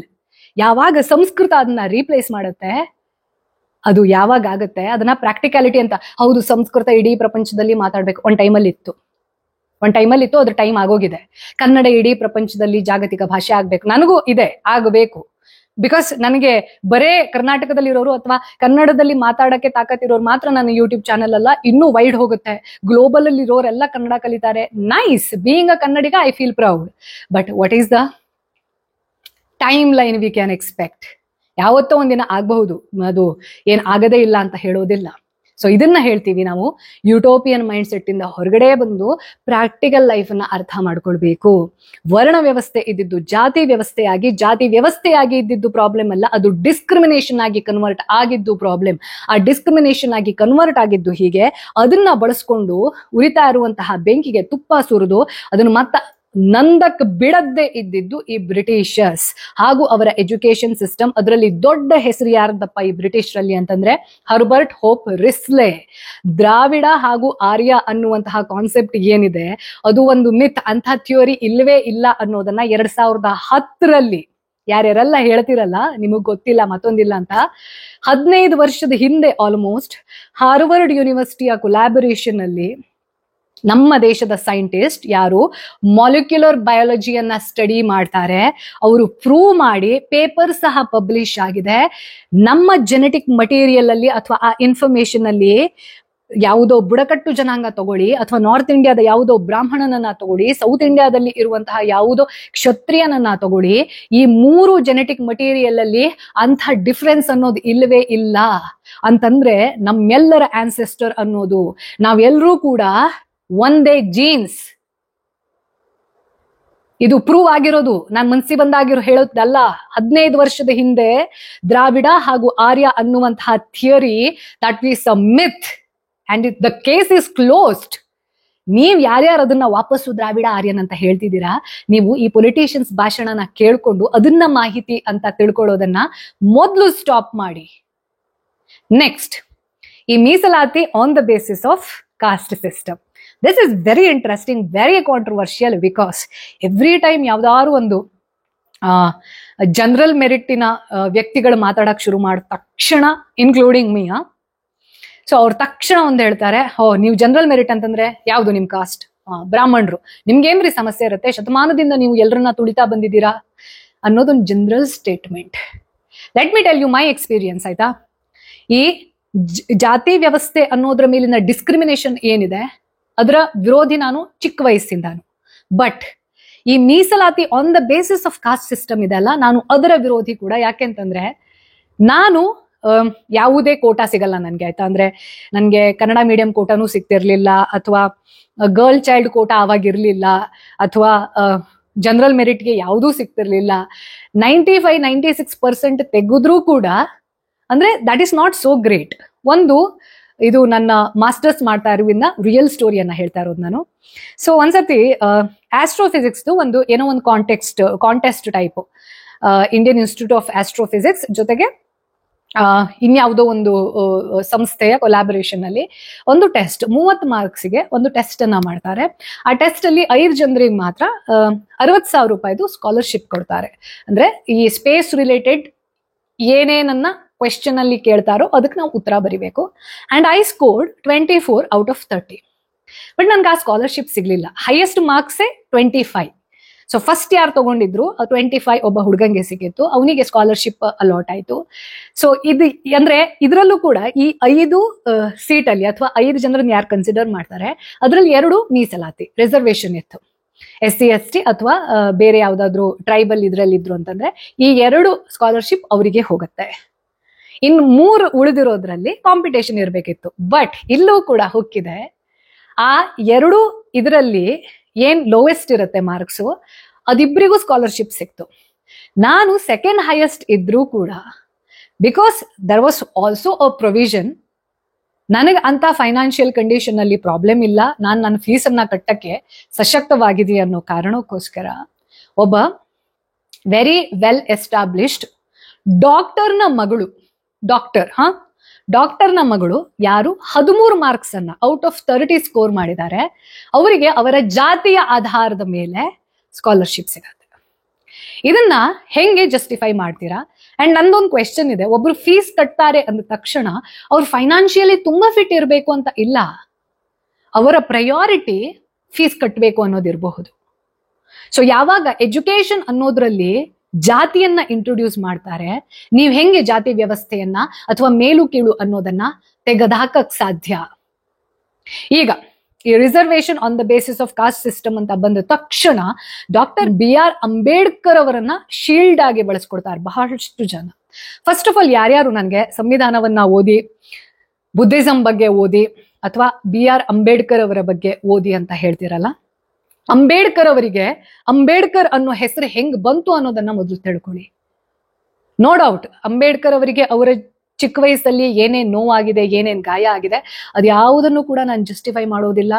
ಯಾರಿಗೂ ಆಗಬಾರ್ದು ಅದು. And I am so happy, ಒಬ್ಬ ವ್ಯಕ್ತಿ ಏನು ನೋವನ್ನ ಅನುಭವಿಸಿ ನನ್ನ ರೀತಿಯಲ್ಲಿ ಬೇರೆ ಯಾರು ಕೂಡ ನೋವನ್ನ ಅನುಭವಿಸಬಾರ್ದು ಅನ್ನೋ ಕಾರಣಕ್ಕೋಸ್ಕರ ಅವ್ರನ್ನ ಅಪ್ಲಿಫ್ಟ್ ಮಾಡಕ್ಕೆ ನೋಡ್ತಾರಲ್ವಾ. ಯಾಕೆ ಅಂಬೇಡ್ಕರ್ ಅವರು ಕೇವಲ ದಲಿತ ನಾಯಕ ಅಲ್ಲ, ಅವರು ಇಡೀ ಪ್ರಪಂಚ ಕಂಡಂತಹ ಗ್ರೇಟೆಸ್ಟ್ ಲೀಡರ್. ಇವತ್ತಿಗೂ ಅವರನ್ನ ಕೇವಲ ದಲಿತ ನಾಯಕ ಮಾಡಿಟ್ಕೊಂಡಿದ್ದಾರೆ. ಏನು ಮಾತಾಡಿದ್ರು ತಕ್ಷಣನೂ ಅಂಬೇಡ್ಕರ್ ಅಂಬೇಡ್ಕರ್ ನಿಮಗೊಂದೇ ಸಂಬಂಧಪಟ್ಟವರಲ್ಲ. ಈ ಅಂಬೇಡ್ಕರ್ ಅವರಿಗೆ ಅಂಬೇಡ್ಕರ್ ಅನ್ನುವಂತಹ ಹೆಸರನ್ನ ಬಂದಿದ್ದು ಹೆಂಗೆ ಅಂತ ತಿಳ್ಕೊಂಡ್ರೆ, ಹೇಳ್ತಿರಲ್ಲ ಹಿಂದೂ ಧರ್ಮದ ಮೇಲೆ, ಮನುಸ್ಮೃತಿಯ ಮೇಲೆ ಅವ್ರಿಗೆ ಕೋಪ ಇತ್ತು, ಹಿಂದೂ ಧರ್ಮದ ಮೇಲಿನ ಡಿಸ್ಕ್ರಿಮಿನೇಷನ್ಗೋಸ್ಕರನೇ ಅವರು ನಿಯೋ ಬುದ್ಧಿಸಮ್ ಅನ್ನೋ ಕಾರಣಕ್ಕೋಸ್ಕರ ಕನ್ವರ್ಟ್ ಆದ್ರು ಮತ್ ಹೇಳ್ತಿರಲ್ಲ. ಚಿಕ್ಕ ವಯಸ್ಸಿಂದ ಈ ಅಂಬೇಡ್ಕರ್ ಅವರ ಮೊದ್ಲಿನ ಕೆಲವೊಂದಷ್ಟು ಅವರ ಬಾಲ್ಯ ಇದನ್ನೆಲ್ಲ ಕೇಳಿದಾಗ ಅಂಬವಾಡೆ ಅನ್ನೋ ಒಂದು ಗ್ರಾಮಕ್ಕೆ ಸೇರಿರುವಂತಹ ವಿದ್ಯಾರ್ಥಿ ಆಗಿರ್ತಾರೆ. ಆ ಅಂಬವಾಡೆ ಗ್ರಾಮದಲ್ಲಿ ಇರುವಂತಹ ಒಬ್ಬ ಬ್ರಾಹ್ಮಣ ಶಿಕ್ಷಕ, ಅವರು ಹುಟ್ಟಿನಿಂದ ಕೂಡ ಬ್ರಾಹ್ಮಣ, ಪ್ರೊಫೆಷನ್ ಇಂದ ಕೂಡ ಬ್ರಾಹ್ಮಣ, ಕೃಷ್ಣಾಜಿ ಕೇಶವ್ ಅಂಬೇಡ್ಕರ್ ಅನ್ನುವಂತಹ ವ್ಯಕ್ತಿ ಭೀಮರಾವ್ ಅವರಿಗೆ ವಿದ್ಯೆಯನ್ನ ದಾನ ಮಾಡ್ತಾರೆ. ಆ ಒಂದು ಗ್ರಾಟಿಫಿಕೇಶನ್ಗೋಸ್ಕರ, ಅವರ ಮೇಲಿನ ಮಮತೆ ಹಾಗೂ ಅವರ ಮೇಲಿನ ಶ್ರದ್ಧೆಗೋಸ್ಕರ ಭೀಮರಾವ್ ಅಂಬೇಡ್ಕರ್ ಅನ್ನುವಂತಹ ಅವರ ಸರ್ನೇಮ್ ಅನ್ನ ತಮ್ಮ ಸರ್ನೇಮ್ ಮಾಡ್ಕೊಳ್ತಾರೆ. This is Ambedkar for you. Next, ಇನ್ನು ಮನುಸ್ಮೃತಿದೇನು ಕೆಲವೊಂದಷ್ಟು ಕಾಂಟ್ರವರ್ಸಿ ಇದೆ ಅಲ್ಲ. ಫಸ್ಟ್ ಆಫ್ ಆಲ್, ಸ್ಮೃತಿ ಅಂದ್ರೆ ಏನು ಅನ್ನೋದನ್ನ ಒಂದು ಸಪರೇಟ್ ಎಪಿಸೋಡ್ ಅಲ್ಲಿ ಹೇಳ್ತೀನಿ. ಯಾವ ಮನುಸ್ಮೃತಿ ಅನ್ನೋದನ್ನ ಇವತ್ತು ಪೊಲಿಟಿಷಿಯನ್ಸ್ ಭಯಂಕರ ಕೆಟ್ಟದಾಗಿ ಪೋಟ್ರೆ ಮಾಡಿದ್ದಾರೆ. ಕೆಲವೊಂದಷ್ಟು ಸ್ಟೇಟ್ಮೆಂಟ್ ಅನ್ನೋದು ಏನಿದೆ ಅದರಲ್ಲಿ ನಾನು ಒಪ್ಪೋದಿಲ್ಲ. ಆಂಟಿ ಫೆಮಿನಿಸ್ಟಿಕ್ ಇದೆ, ಅದರ ಅರ್ಥ ಹೆಂಗಸರನ್ನೆಲ್ಲ ದ್ವೇಷ ಮಾಡ್ತಾರೆ ಸ್ಮೃತಿಯಲ್ಲಿ ಅನ್ನುವಂಥದ್ದು ತಪ್ಪು. ಇವತ್ತಿಗೂ ಕೂಡ ನಾವು ಈ ಎಲ್ಲೆಲ್ಲಿ ಹೆಣ್ಣನ್ನ ಪೂಜೆ ಮಾಡ್ತಾರೋ ಅಲ್ಲಿ ದೇವತೆಗಳು ನಿವಾಸ ಇರ್ತಾರೆ ಅನ್ನುವಂತಹ ಮಾತು ಬರೋದೇ ಮನುಸ್ಮೃತಿಯಲ್ಲಿ. ಬಟ್ ಅಗೇನ್, ದೇವತೆ ಅಂತ ಅವಳನ್ನ ಕನ್ಸಿಡರ್ ಮಾಡಿ ನೀವು ಪೂಜೆ ಮಾಡ್ತೀರಾ, ಆದ್ರೆ ಅವಳಿಗೆ ಬೇಸಿಕ್ ಹ್ಯೂಮನ್ ರೈಟ್ಸ್ ಅನ್ನ ಕೊಡೋದಿಲ್ಲ ಅಂತಂದ್ರೆ that cannot be justified. Context ಅರ್ಥ ಮಾಡ್ಕೊಳ್ಳುತ್ತೆ. ನೀವು ಆಕ್ಷನ್ ಅನ್ನ ಇಂಟರ್ಪ್ರಿಟ್ ಮಾಡ್ತೀರಾ ಅಂತಂದ್ರೆ ದಟ್ ಈಸ್ ಯೋರ್ ಲಿಮಿಟೇಷನ್. ಹಾಗೆ ಈ ಬುದ್ಧಿಸಮ್ ಅನ್ನುವಂಥದ್ದು ಏನಿದೆ ಅದನ್ನ ಯಾಕೆ ಅಡಾಪ್ಟ್ ಮಾಡ್ಕೊಂಡ್ರು BR ಅಂಬೇಡ್ಕರ್ ಅವರು ಅನ್ನುವಂಥದ್ದನ್ನ ಕೂಡ ಅರ್ಥ ಮಾಡ್ಕೊಳ್ಬೇಕು. ನನ್ನ ಜೀವನದ ಎಕ್ಸ್ಪೀರಿಯನ್ಸ್ ಏನಿರುತ್ತೆ ಅದು ನನ್ನ ಸತ್ಯ, ಯೂನಿವರ್ಸಲ್ ಟ್ರುತ್ ಆಗಿರ್ಬೇಕು ಅಂತ ಇಲ್ಲ. ಅವರು ಏನೇನ್ ನೋವನ್ನ ಅನುಭವಿಸಿದ್ದಾರೆ ಡಾಕ್ಟರ್ BR ಅಂಬೇಡ್ಕರ್ ಅವರು, ಅವರ ಸತ್ಯ ಅದು, ಡೆಫಿನೆಟ್ಲಿ ಅವರ ಸತ್ಯ. ಆದ್ರೆ ಪ್ರಪಂಚ ಪೂರ್ತಿ ಹಂಗೆ ಇರುತ್ತೆ ಅನ್ನೋದು ಸತ್ಯ ಅಲ್ಲ. ಹಾಗೆ ಯಾರ್ಯಾರೆಲ್ಲ ಹೇಳ್ತೀರಾ ಅಂಬೇಡ್ಕರ್ ಅವರು ಬರೆದಿರುವಂತಹ ಸಂವಿಧಾನ, ಅಂಬೇಡ್ಕರ್ ಅವರ ನೇತೃತ್ವದಲ್ಲಿ ಬರೆದಿರುವಂತಹ ಸಂವಿಧಾನ, ಆ ಸಂವಿಧಾನದಲ್ಲಿ ಕೇವಲ ಅಂಬೇಡ್ಕರ್ ಅವರು ಇರಲಿಲ್ಲ. ಕಾನ್ಸ್ಟಿಟ್ಯೂಯೆಂಟ್ ಅಸೆಂಬ್ಲಿಯ ಮೆಂಬರ್ಸ್ ಹೆಸರನ್ನ ತೆಗೆದು ನೋಡಿ ಎಷ್ಟು ಜನ ಇದ್ರು ಅಂತ. ಒಬ್ಬ ವ್ಯಕ್ತಿ ಮಾಡಬಹುದಾದಂತಹ ಕೆಲಸನೇ ಅಲ್ಲ ಅದು. ಇಡೀ ಪ್ರಪಂಚದಲ್ಲಿ ಇರುವಂತಹ ಎಲ್ಲಾ ಸಂವಿಧಾನವನ್ನ ಸ್ಟಡಿ ಮಾಡಿ ಎಲ್ಲಾ ಬೆಸ್ಟ್ ಕ್ವಾಲಿಟಿ, ಯಾವ ಸಂವಿಧಾನದಲ್ಲಿ ಯಾವ ದೇಶದಲ್ಲಿ ಇರುವಂತಹ ಲಾಸ್ ಯಾವುದು ಚೆನ್ನಾಗಿದೆ ಅನ್ನೋದನ್ನ ಅಡಾಪ್ಟ್ ಮಾಡಿ ಹೆಕ್ಕಿ ಹ್ಯಾಂಡ್ ಪಿಕ್ಡ್ ಅಮೇಝಿಂಗ್ ವರ್ಕ್ ಅಂತಂದ್ರೆ ಆ ಒಂದು ಅಮೇಝಿಂಗ್ ವರ್ಕ್ ಅನ್ನ ಲೀಡ್ ಮಾಡಿದ್ದು ಡಾಕ್ಟರ್ ಭೀಮರಾವ್ ಅಂಬೇಡ್ಕರ್. ಇದು ಅಂಬೇಡ್ಕರ್, ಇದು ಸಂವಿಧಾನ. ಈ ಸಂವಿಧಾನದಲ್ಲಿ ಜಾತಿ ಆಧಾರಿತ ಮೀಸಲಾತಿಯನ್ನ ಯಾಕೆ ತರಬೇಕಿತ್ತು ಅಂತಂದ್ರೆ, ಅವತ್ತಿನ ಕಾಲದಲ್ಲಿ ಏನು ಸಪ್ರೆಷನ್ ಇತ್ತು, ಯಾವ ರೀತಿಯ ಆಪರೇಷನ್ ಇತ್ತು, ಅವ್ರನ್ನ ಮೇಲೆತ್ತಬೇಕು, ಅವರಿಗೆ ಎಜುಕೇಶನ್ ಸಿಗಬೇಕು ಅಂತಂದ್ರೂ ಕೂಡ ಏನೋ ಒಂದು ಸಪೋರ್ಟ್ ಅನ್ನ ಕೊಡಬೇಕಿತ್ತು. ಆ ಕಾರಣಕ್ಕೋಸ್ಕರ ನೀವಿನ್ನೇನು ಮುಳುಗೋಗ್ತಾ ಇರುವಂತಹ ವ್ಯಕ್ತಿಗೆ ಬೇಕಾದ್ರೆ ಎದ್ದು ಬರ್ಲಿ ಅಂತ ಕಾಯಲ್ಲ, ಅವನಿಗೆ ಕೈ ಕೊಡ್ಬೇಕಾಗತ್ತೆ. ಆ ಮೊಮೆಂಟ್ ಅದು ಇಂಪಾರ್ಟೆಂಟ್. ಆ ಕೈಯನ್ನ ಕೊಡಬೇಕು ಅನ್ನೋ ಕಾರಣಕ್ಕೋಸ್ಕರ, ಕೈ ಹಿಡಿದು ಮೇಲೆತ್ತಬೇಕು ಅನ್ನೋ ಒಂದು ಒಳ್ಳೆ ಉದ್ದೇಶದಿಂದ ಈ ಜಾತಿ ಆಧಾರಿತ ರಿಸರ್ವೇಶನ್ ಅನ್ನೋದನ್ನ short period of time, permanent ಸಮಯದ ಕೊನೆಯವರೆಗೂ ಜಾತಿ ಆಧಾರಿತವಾಗಿ ಇರ್ಲಿ ಅಂತ ಹೇಳಿದ್ದಲ್ಲ. ಹಂಗಿತ್ತು ಅಂತಂದ್ರೆ ಸಂವಿಧಾನದ ಆಶಯನೇ ಹಾಳಾಗೋಗುತ್ತೆ. ಅಂದ್ರೆ ನೀವು ಈ ಸಮಾಜದಲ್ಲಿ ಇರುವಂತಹ ಜಾತಿ ಆಧಾರಿತ ಮೇಲು ಕೆಳಗೆ ಅನ್ನುವಂತಹ ಡಿಸ್ಕ್ರಿಮಿನೇಷನ್ ಅನ್ನ ಸಪರೇಟ್ ಮಾಡಕ್ಕೆ, ಅದನ್ನ ತೊಡೆದು ಹಾಕಕ್ಕೆ ಟ್ರೈ ಮಾಡ್ತಿದ್ದೀರಾ. ಆದ್ರೆ ಜಾತಿ ಆಧಾರಿತ ಮೀಸಲಾತಿಯನ್ನ ಸಂವಿಧಾನದಲ್ಲಿ ಫಾರ್ ಎವರ್ ಇಂಟ್ರೊಡ್ಯೂಸ್ ಮಾಡ್ತೀರಾ ಅಂತಂದ್ರೆ ಪ್ಯಾರಡಾಕ್ಸ್ ಇದು. ಅಂದ್ರೆ ಏನ್ ಆಗ್ಬಾರ್ದು ಅದಕ್ಕೆ ನೀವು ಫುಲ್ ಸಪೋರ್ಟ್ ಕೊಡ್ತಾ ಇದ್ದೀರಾ, ಅದನ್ನ ಲಾ ಮಾಡ್ತಾ ಇದ್ದೀರಾ. ಬಟ್ ಅಲ್ಲಿದೆ ಹುಕ್ಕಿದೆ, ಇಷ್ಟು ವರ್ಷದವರೆಗೆ ಎಲ್ಲಿವರೆಗೂ ಅವ್ರನ್ನ ಮೇಲೆತ್ತುತ್ತೀವೋ ಅಲ್ಲಿವರೆಗೂ ಮಾತ್ರ ಜಾತಿ ಆಧಾರಿತ ಮೀಸಲಾತಿ, ಆ ನಂತರದಲ್ಲಿ ಇರಬಾರ್ದು ಅನ್ನುವಂಥದ್ದನ್ನ ಕೂಡ ಇದೇ ಅಂಬೇಡ್ಕರ್ ಅವರು ಹೇಳಿದ್ದಾರೆ. ಅಂಬೇಡ್ಕರ್ ಅವರ ಇಂಟರ್ವ್ಯೂಗಳನ್ನ ಕೇಳಿ ಒಂದ್ಸತಿ. ನೀವೇನ್ ತಿಳ್ಕೊಂಡಿದ್ದೀರಾ, ಅಂಬೇಡ್ಕರ್ ಅಷ್ಟು ಚಿಕ್ಕ ವ್ಯಕ್ತಿ ಅಲ್ಲ. ಅಂಬೇಡ್ಕರ್ ಯೂನಿವರ್ಸಲ್ ಮೈಂಡ್ ಸೆಟ್ ಅನ್ನ ಹೊಂದಿದ್ದಂತಹ ವ್ಯಕ್ತಿ. ಹಾಗಂದ ಮಾತ್ರಕ್ಕೆ ಅವರಿಗೆಲ್ಲ ಗೊತ್ತಿರೋದು ಬರೇ ಸತ್ಯ ಆಗಿತ್ತು, ಅವರೇ ಸರ್ವಜ್ಞ ಆಗಿದ್ರು ಅಲ್ಲ. ಅವ್ರದ್ದು ಒಂದಷ್ಟು ಒಪಿನಿಯನ್ ಇತ್ತು ಕೆಲವೊಂದಷ್ಟು ವಿಚಾರಕ್ಕೆ. ಆ ಒಪಿನಿಯನ್ ಅವರ ಸತ್ಯ, ಯೂನಿವರ್ಸಲ್ ಟ್ರೂತ್ ಅಲ್ಲ. ವ್ಯಕ್ತಿಯನ್ನ ನೀವು ಸರಿ ತಪ್ಪು ಎರಡೇ ತಕ್ಕಡಿಯಲ್ಲಿ ನೋಡೋದಲ್ಲ. ಯಾವ್ಯಾವ್ದ್ರಲ್ಲಿ ಸರಿ ಇದ್ರು, ಯಾವ್ಯಾವ್ದ್ರಲ್ಲಿ ಬಹುಶಃ ಅವರ ಸತ್ಯ ಅನ್ನುವಂಥದ್ದು ಪ್ರಪಂಚದ ಸತ್ಯ ಆಗಿರ್ಲಿಲ್ಲ ಅನ್ನೋದು ನಮ್ಗೆ ಅರಿಕೆ ಆದ್ರೆ ಮಾತ್ರ.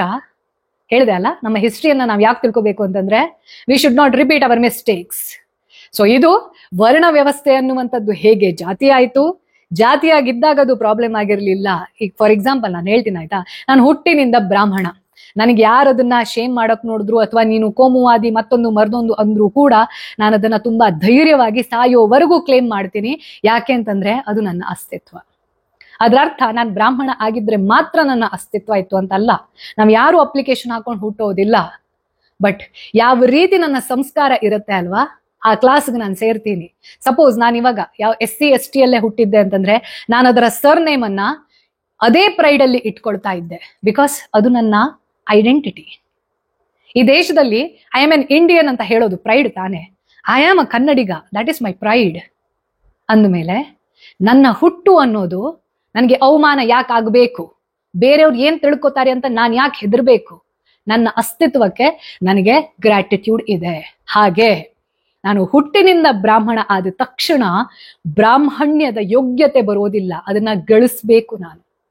ಹಾಗಾಗಿ ನನ್ನನ್ನು ನೀವು ಏನು ಅಂತ ಕೇಳಿದ್ರೆ, ಹುಟ್ಟಿನಿಂದ ಬ್ರಾಹ್ಮಣ ಅಲ್ಲ ಅಂತಂದ್ರೆ ನೀವು ಓಕೆ, ಹುಟ್ಟಿನಿಂದ ಬ್ರಾಹ್ಮಣ ಮತ್ತೇನೇನು ನೀವು ಅಂತ ಕೇಳಿದ್ರೆ, ಹುಟ್ಟಿನಿಂದ ನಾನು ಬ್ರಾಹ್ಮಣ, ಜೊತೆಗೆ ನಾನು ಬ್ರಾಹ್ಮಣ, ಕ್ಷತ್ರಿಯ, ವೈಶ್ಯ, ಶೂದ್ರ ಈ 4 ವರ್ಣಕ್ಕೂ 4 ಯೋಗ್ಯತೆಗೆ ಸೇರಕ್ಕೆ ಬಯಸ್ತೀನಿ. ಬಿಕಾಸ್ ನನಗೆ ಜ್ಞಾನದ ಹಸಿವಿದೆ. ಮಾಡೋ ಕೆಲಸದಲ್ಲಿ ಧರ್ಮದ ನೆರಳಿರ್ಲೇಬೇಕು, ಅದರ ಮೂಲಕನೇ ನಾನು ಕೆಲಸ ಮಾಡಬೇಕು ಅನ್ನುವಂತಹ ಕಾನ್ಶಿಯಸ್ನೆಸ್ ಇದೆ, ಇಂಟೆನ್ಷನ್ ಇದೆ. ಹಾಗಾಗಿ ನಾನು ಕೇವಲ ಹುಟ್ಟಿನಿಂದ ಬ್ರಾಹ್ಮಣ ಅಲ್ಲ, ಯೋಗ್ಯತೆಯಿಂದ ಕೂಡ ಆ ಪ್ರಯತ್ನದಲ್ಲಿ ಅಟ್ಲೀಸ್ಟ್ ಆ ಪ್ರಯತ್ನ ಆದ್ರೂ ಮಾಡ್ತಿದ್ದೀನಿ ನಾನು. ನೆಕ್ಸ್ಟ್ ಕ್ಷತ್ರಿಯ ಕೂಡ ನಾನು. ಯಾವುದು ಧರ್ಮ ಅದನ್ನ ಪ್ರೊಟೆಕ್ಟ್ ಮಾಡ್ಬೇಕು ಅಂತಂದ್ರೆ, ನನ್ನೊಳಗಡೆ ಇರುವಂತಹ ಎನರ್ಜಿಯನ್ನ ಪ್ರೊಟೆಕ್ಟ್ ಮಾಡ್ಬೇಕು ಅಂತಂದ್ರೆ ನನ್ನಲ್ಲಿ ಕ್ಷಾತ್ರ ಗುಣ ಇರಬೇಕು. ಕ್ಷಾತ್ರ ಅಂತಂದ್ರೆ ಸಂರಕ್ಷಣೆ. ಹಾಗಾಗಿ ನಾನು ಕ್ಷತ್ರಿಯ ಕೂಡ. ಶಸ್ತ್ರದ ಜೊತೆ ಶಾಸ್ತ್ರ, ಶಾಸ್ತ್ರದ ಜೊತೆ ಶಸ್ತ್ರ. ಬರೇ ಓದ್ಕೊಂಡಿದ್ಬಿಟ್ರೆ ಏನೂ ಆಗಲ್ಲ. ಆ ಜ್ಞಾನವನ್ನ ಪ್ರೊಟೆಕ್ಟ್ ಮಾಡ್ಬೇಕು. ಯಾರೋ ಬಂದು ನನ್ನ ತಲೆ ಕಡಿದ್ಬಿಟ್ರೆ ನನ್ನ ಜ್ಞಾನ ಎಲ್ಲ ಇದೆ, ನೋ. ಆ ಜ್ಞಾನ ತುಂಬಿರುವಂತಹ ತಲೆ ಗಟ್ಮುಟ್ಟಾಗಿರ್ಬೇಕು ಅಂತಂದ್ರೆ ನನ್ನಲ್ಲಿ ಕ್ಷಾತ್ರ ಗುಣ ಇರಬೇಕು, ಶಸ್ತ್ರಗಳಿರಬೇಕು. ಹಾಗಾಗಿ ನಾನು ಕ್ಷತ್ರಿಯ ಕೂಡ.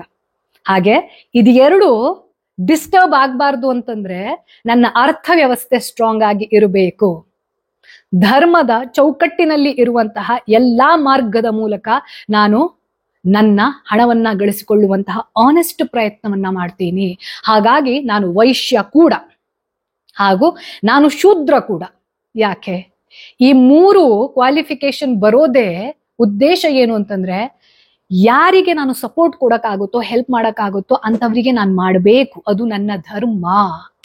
ಯಾಕೆ ಸೇವೆ ಮಾಡೋದು ನನ್ನ ಧರ್ಮ ಅಂದ್ರೆ ಇದು 3ನ್ನ ನಾನು ಮೊದ್ಲು ಮಾಡಬೇಕು. ನನಗೆ ಸಹಾಯ ಮಾಡಿದ್ದೆ, ನನ್ನ ಸೇವೆಯನ್ನ ಮಾಡಿದ್ದೆ, ಬೇರೆಯವ್ರಿಗೆ ಸಮಾಜ ಸೇವೆ ಮಾಡಕ್ ಆಗಲ್ಲ. ಮೊದ್ಲು ಸ್ವಯಂ ಸೇವೆ ಮಾಡಬೇಕು. ಆಮೇಲೆ ಆ ಪವರ್ ಬಂದ್ಮೇಲೆ ಸಮಾಜ ಸೇವೆಗೆ ಇಳಿಬೇಕು. ಏನೋ ಪುಣ್ಯ ಸಿಗತ್ತೆ, ನಾನೇನೋ ಗ್ರೇಟ್ ವ್ಯಕ್ತಿ ಅಲ್ಲ. ನನ್ನ ಯಾವುದೋ ಒಂದಷ್ಟು ಪ್ರಾರ್ಥನೆಗಳನ್ನ, ಯಾವುದೋ ಒಂದಷ್ಟು ಕನಸುಗಳನ್ನ, ಯಾವುದೋ ಒಂದಷ್ಟು ಕೋರಿಕೆಗಳನ್ನ ಯಾರದ್ದೋ ಮೂಲಕ ಆ ದೇವರು ಆನ್ಸರ್ ಮಾಡಿಸಿರ್ತಾನೆ. ಸೊ ಇನ್ನೂ ಒಂದಷ್ಟು ಜನರಿಗೆ ನಾನು ಆ ಟೂಲ್ ಆಗ್ತೀನಿ. ದೇವರ ಪ್ರಾರ್ಥನೆಯನ್ನ ಅವರಿಗೆ ಯಾವ ರೀತಿ ಅವ್ರು ಕೇಳ್ಕೊಂಡಿರ್ತಾರಲ್ಲ, ನನ್ನ ಸೇವೆಯ ಮೂಲಕ ನಾನು ಒಂದು ಮಾರ್ಗ, ದೇವರ ಒಂದು ಟೂಲ್, ನಾನು ಮೀಡಿಯಂ. ಆ ಮೂಲಕ ಸೇವೆ ಮಾಡಲೇಬೇಕಾಗಿರೋದು ನನ್ನ ಧರ್ಮ.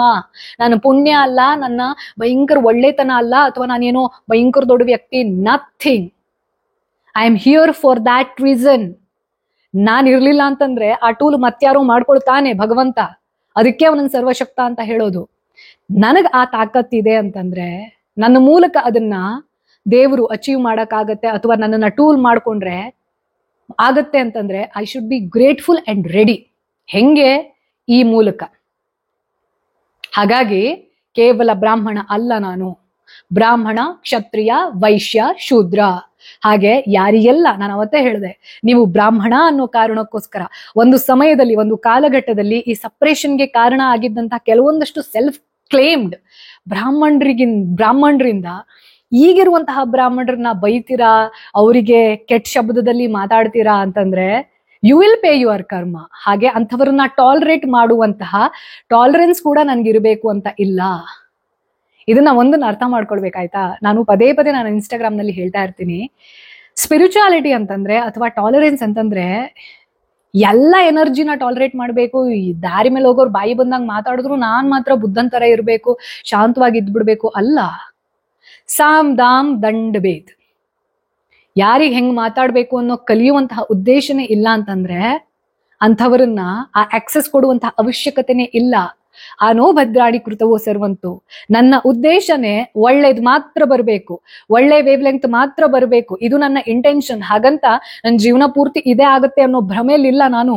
ಬಟ್ ಎಲ್ಲೆಲ್ಲಿ ನನಗೆ ಕಂಟ್ರೋಲಿಂಗ್ ಪವರ್ ಇದೆ, with a good intention I will control, I will dominate. ಅದ್ರ ಹೊರತಾಗಿ ನಾನು ಸರ್ವಶಕ್ತ ಅಲ್ಲ, ಸರ್ವಜ್ಞ ಅಲ್ಲ ಅನ್ನುವಂತಹ ಜ್ಞಾನ ಕೂಡ ಇದೆ. I am aware that I am not fully aware. ಇದನ್ನೇ ನಾನು ಹೇಳೋದು. ನನ್ನ ಸನಾತನ ಕಥದ ಉದ್ದೇಶನೇ ನಮ್ಗೆ ಏನೇನು ಗೊತ್ತಿಲ್ಲ ಅನ್ನೋದನ್ನ ಅಟ್ಲೀಸ್ಟ್ ಗೊತ್ತು ಮಾಡ್ಕೊಳ್ಳೋಣ. ಸೋ ದ್ಯಾಟ್ ಆ ಗೊತ್ತು ಮಾಡ್ಕೊಳ್ಳೋ ಒಂದು ಹೆಜ್ಜೆಯಲ್ಲಿ ನಮ್ಮೆಲ್ಲರ ಕಲೆಕ್ಟಿವ್ ಎಫರ್ಟ್ ಇರಬೇಕು ಅನ್ನೋದು. ಅಪ್ಕಮಿಂಗ್ ಎಪಿಸೋಡ್ ವೆರಿ ಇಂಟ್ರೆಸ್ಟಿಂಗ್ ಆಗಿರುತ್ತೆ ಪರ್ಸನಲಿ ಕೂಡ.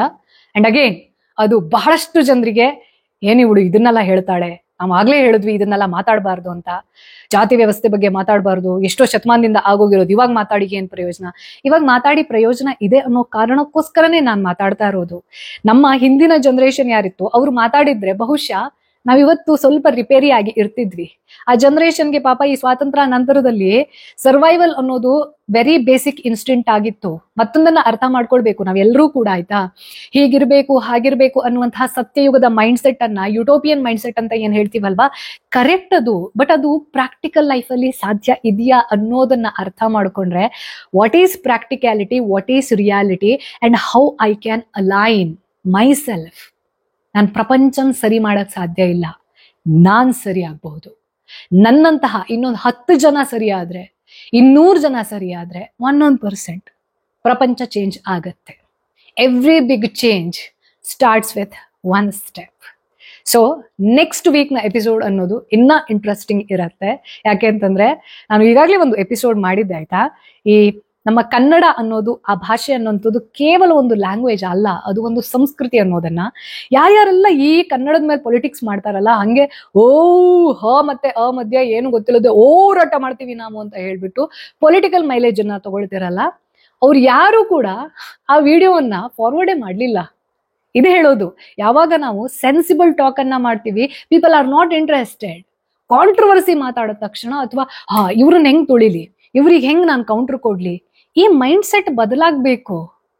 ಬೇರೆಯವ್ರದ್ದಾಗ್ಲಿಲ್ಲ ಅಂತಂದ್ರೆ ಅಟ್ಲೀಸ್ಟ್ ನಮ್ಮ ಅಪ್ರೋಚ್ ಬದಲಾಗಬೇಕು, ಅವ್ರನ್ನ ಹೆಂಗೆ ಹ್ಯಾಂಡಲ್ ಮಾಡಬೇಕು ಅನ್ನೋದು. That is all the intention. ನಾನು ಯಾವಾಗ್ಲೂ ಹೇಳ್ತೀನಿ, ಆಯ್ತಾ? ನೀವು ಸಾಧು ಸರ ಇರಬೇಕು, ಸಂತನ್ ತರ ಇರಬೇಕು.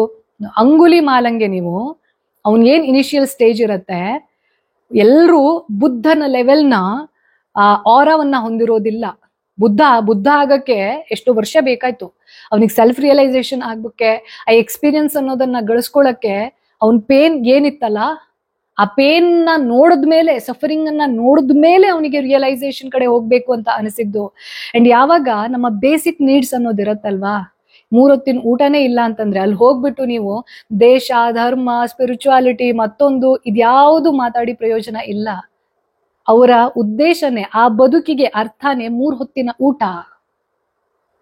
ಸೊ ಈ ದೇಶ, ಧರ್ಮ, ಆಧ್ಯಾತ್ಮ, ವಿಜ್ಞಾನ, ಜ್ಞಾನ ಇದೆಲ್ಲವೂ ಯಾವಾಗ ಬರುತ್ತೆ, ಯಾವಾಗ this is valid and making sense ಅಂತಂದ್ರೆ ನಿಮ್ಮ ಈ ಬೇಸಿಕ್ ನೀಡ್ಸ್ ಅಂತ ಇರತ್ತಲ್ವಾ, ಅದು ಫುಲ್ಫಿಲ್ ಆಗಿರ್ಬೇಕು. ಇವಾಗ ನಾನು ಕುತ್ಕೊಂಡು ಸನಾತನ ಕಥನದಲ್ಲಿ ಬಡತನವನ್ನ ಹೇಗೆ ಹೋಗಲಾಡಿಸಬೇಕು ಅಂತ ಮಾತಾಡೋದಿದೆ ಅಲ್ಲ, that is utopian mind set. ನಾನು ಬಡತನದಿಂದ ಹೊರಗೆ ಬರೋಕೆ ಏನನ್ನ ಮಾಡಬಹುದು ಅನ್ನೋದಿರತ್ತಲ್ವಾ, that is approach, that is practicality, that is reality. Correct ತಾನೆ? ಇದು ಈ ವಾರದ ಸನಾತನ ಕಥನ. ಆಗ್ಲೇ ಹೇಳಿದ ಹಾಗೆ ನೆಕ್ಸ್ಟ್ ವೀಕ್ ಒಂದು ವೆರಿ ಇಂಟ್ರೆಸ್ಟಿಂಗ್, ಪರ್ಸನಲಿ ಆ ಒಂದು ಎಪಿಸೋಡ್ ಅನ್ನ ವೇಟ್ ಮಾಡ್ತಾ ಇರಿ. ಲೋಕ ಸಮಸ್ತ ಸುಖಿನೋ ಭವಂತು.